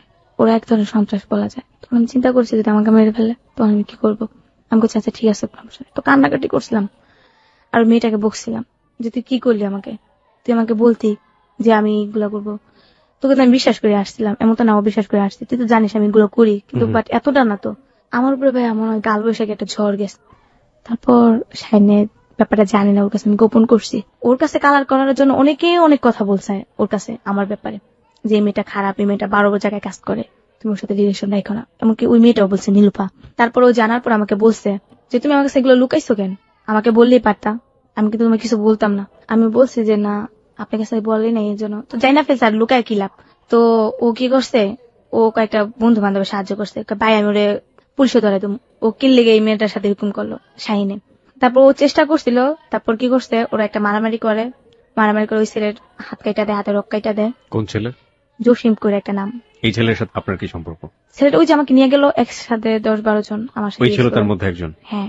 এবং এই শাহিনের সাথে মারামারি হচ্ছে? শাহিন একটা ফ্রেন্ডের সাথে মারামারি হয়েছিল। আচ্ছা। তখন ওই ফ্রেন্ডে বলছে, ওই ফ্রেন্ডও আমাকে খারাপ কথা বলতো, ফ্রেন্ডরা বলতো শাহিনের কাছে যে এমন মনিকে একটু ব্যবস্থা করে দেন না দোস্ত, তোর সাথে তো আছে। ও আবার কি করতো, ও আমার কাছে বলতো যে তুমি বলবা যে না আমি করি না, আমি যে বলছি এটা বলবা না। ওর কাছে বলতো তোর যদি ম্যানেজ করে নিতে পারস নি, কারণ বন্ধুর কাছে কালার হইতে পারে না। তারপর যেটা হয়, ফ্রেন্ডরা আমাকে বলে যে তোমার সঙ্গে এটা হ্যান ত্যান বলে, তাই আমি বলতাম না ভাই এটা সম্ভব না, কারণ আমি আপনার ফ্রেন্ডের সাথে সম্পর্ক রাখছি, আমি আপনার সাথে বাট কখনই পারবো না। ও আমার বেড রেকর্ড আজ পর্যন্ত দেখে নাই, জাস্ট কানে শুনছে, কিন্তু কখন আমার কিছু দেখে নাই। আজকে তো আপনি সব স্বীকার করলেন, আজকে তো ফার্স্ট শুনলো। হ্যাঁ, শোনার পরে যদি ও পারবে আপনাকে নর্মাল ভাবে নিতে? হ্যাঁ, কারণ আমি ওই বিশ্বাসটা আমার ওর উপরে আছে, কারণ ও আমাকে খুব বিশ্বাস করে, খুব। ও আমাকে বলছে তোমার ডিটেলস যা কাহিনী আছে সব বলবা, আমি সব শুনবো। So this is the first time ও আপনার গল্পটা শুনছে। হ্যাঁ। শেষমেশ আমাদেরকে বলবেন যে আপনি ভবিষ্যৎ নিয়ে কি চিন্তা করেন? ভবিষ্যৎ আর কি আছে ভাইয়া, দেখা গেছে আম্মু আছে, আমি আছি, আমার আম্মুটা একটু ভালো করবো, একটু আগের মতো সচ্ছল করবো, যেন হাঁটা চলা করতে পারে। জানেন ভাইয়া একটা সত্য কথা বলতে কি, আমার আম্মু এখনো বলে তোমার কিচ্ছু করা লাগবে না, আমার একটু সুস্থ হই, আমি আবার জব করবো আগেরটা, আমি আবার ওদের সাথে রিলেশন করবো, কালেক্ট করবো নাম্বার, এমবিবিএস ডাক্তার, তো আমি নিজে একটা ফার্মেসি দেবো, দিয়া তোমার জব করা লাগতো না, তুমি বাসায় বসে বসে খাবা। আমার এখনো বলে, আমাকে যেটা সাহস দেয়। তারপর আমি আম্মুরে বলি মা ওইগুলো ভুইলা যাও, তুমি এখন বুড়ো হয়ে গেছো, এগুলো মনে রেখে লাভ আছে। এমবিবিএস ডক্টরের মেয়ে, তার কি অবস্থা। আপনি এখন ভালো আছেন, আগের তুলনায় আপনি অনেক ভালো আছেন। এতটাই ভালো ভাইয়া যেটা ভাষা প্রকাশ করে দেন। আল্লাহ পাক আমার মনে কপালটা লাকি রাখছে যে আমি সব দিক দিয়ে এখন খাওয়া লওয়া পোশাক টোশাক সব দিক দিয়ে আমার মান সম্মান বলেন, হেল্প বলেন। আগে তো একজনের ঘরে গেলে বের করে দিছে, একজন খাইতে দিছে না, একটা ইয়ে করতে দিছে না, এখন আমার থেকে মানুষে চলে। বাট বলতে পারেন আমার ফ্যামিলিটা আমি চালাই, আমার পুরো ফ্যামিলিটা। যাই হোক, এটা ডান্সের টাকা দিয়ে। ডান্সের টাকা দিয়ে। আপনি সবশেষে বলবেন যে হ্যালো 920 তে আপনি কেন আসলেন? এটা আমি প্রথম থেকে যখন শুনি, ভাড়ে যাওয়ার পর একদিন শুনি, কারণ অতি প্রথম এরিনার কাহিনী যেটা হয় ওইখান থেকে শুরু করে প্রত্যেকটা গল্প আমি মিস করি না। শুনি, তারপর আমার মনে একটা আগ্রহ জাগে যে আমি এটা বলবো। আমার জীবনে তো কত ঘটনা ঘটছে। যখন আপনি বলতেন যে এখানে সব ধরনের গল্প বলা যায়, হতে পারে সেটা যে কোনো ধরনের ভালোবাসা, লাভ স্টোরি, দুঃখের সবকিছু, তো আমি ভাবতাম তাহলে তো আমার গল্পটা ওনারা নিবে। কিন্তু আমি নাম্বারটা কখনই বুঝতাম না, আপনার ফোন নাম্বারটা কখনোই বুঝতাম না। স্পিডে বলি কখনো নাম্বারটা এতটা স্পিডে বলতে আমি বুঝতাম না। তারপর যেটা হয়, আমি টাচ মোবাইল নিই। টাচ মোবাইল নেওয়ার পরে এটা অনলাইন থেকে নামাই, ওই শাহিনের সাহায্যে নামাই। ওর থেকে ধীরে ধীরে ধীরে ধীরে আপনার নাম্বারটা শুনি। শোনার পর ফোন করি, বাট ফোন ঢুকে না। কতদিন আগে আপনি আমাদের এখানে ফোন করেছিলেন?